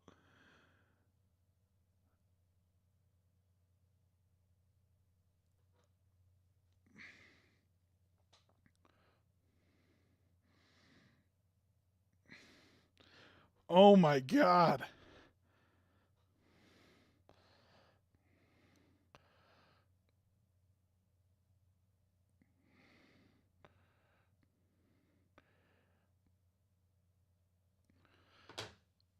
I am in shock right now.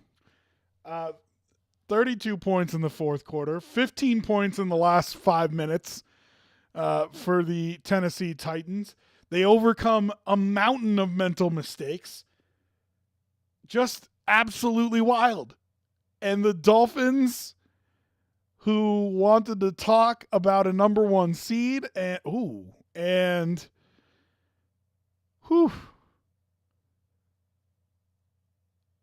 unreal finish. An unreal finish. That is crazy. What a game. What a couple of games we had tonight. And all they did was make the playoff picture wilder. Dolphins dropped to 9-4 and that much closer to the Buffalo Bills at 7-6, who have a game against them at the end of the year. They do not have that division sewn up anymore. They did exactly what I said they couldn't do. They fumbled one of these games they were supposed to win. And now you end the season with the Jets, who won by 25-24 yesterday. Baltimore, who's the current number 1 seed. Dallas, and the Bills. So Dolphins, man, have a tough road ahead here. They're going to have to earn it if they want to win the AFC East for the first time in a long time. Then in the NFC, Packers lose, and that opens up the 7th playoff spot to the Rams, the Seahawks, the Falcons, the Saints. And like Mental Health Guy said, even the Giants, Bears, and Commanders all still live for that 7th playoff spot with the loss by the Packers today. I wasn't a big fan of this doubleheader, these 2 games going on at the same time, and it ended up being a ton of fun. If you're here for the bets, if you're here for the money, let's go. Cash that, baby. I had 2 dogs to start the night. We middled both of them. We hit all 4 bets tonight. Big night. A lot of fun. Woo. Good Monday. All right, let's see what the Thursday night football game is. I think it's trash, if I remember right. Let's look. Thursday night is Chargers, Raiders. All right, maybe I'll do it. We'll see. I might see you Thursday. Otherwise, I will definitely see you Saturday for some NFL action. Might do our pregame show on Saturday instead of Sunday. I don't know. I'm going to have to talk to Sterls, see how he's feeling. But we will definitely be on at least to watch along with a couple of those games. Can't do the Bronco game because I got to do the post game for it, but maybe we'll do the Pittsburgh Indy game. I don't know. There's a whole bunch of 7-6 teams now that we're looking at that matter. Playoff games happening Saturday. So we will definitely go live and stream games on Saturday. Might see you Thursday night as well. Come by, hang out, say what's up. I love y'all. Have a wonderful night. That'll wrap.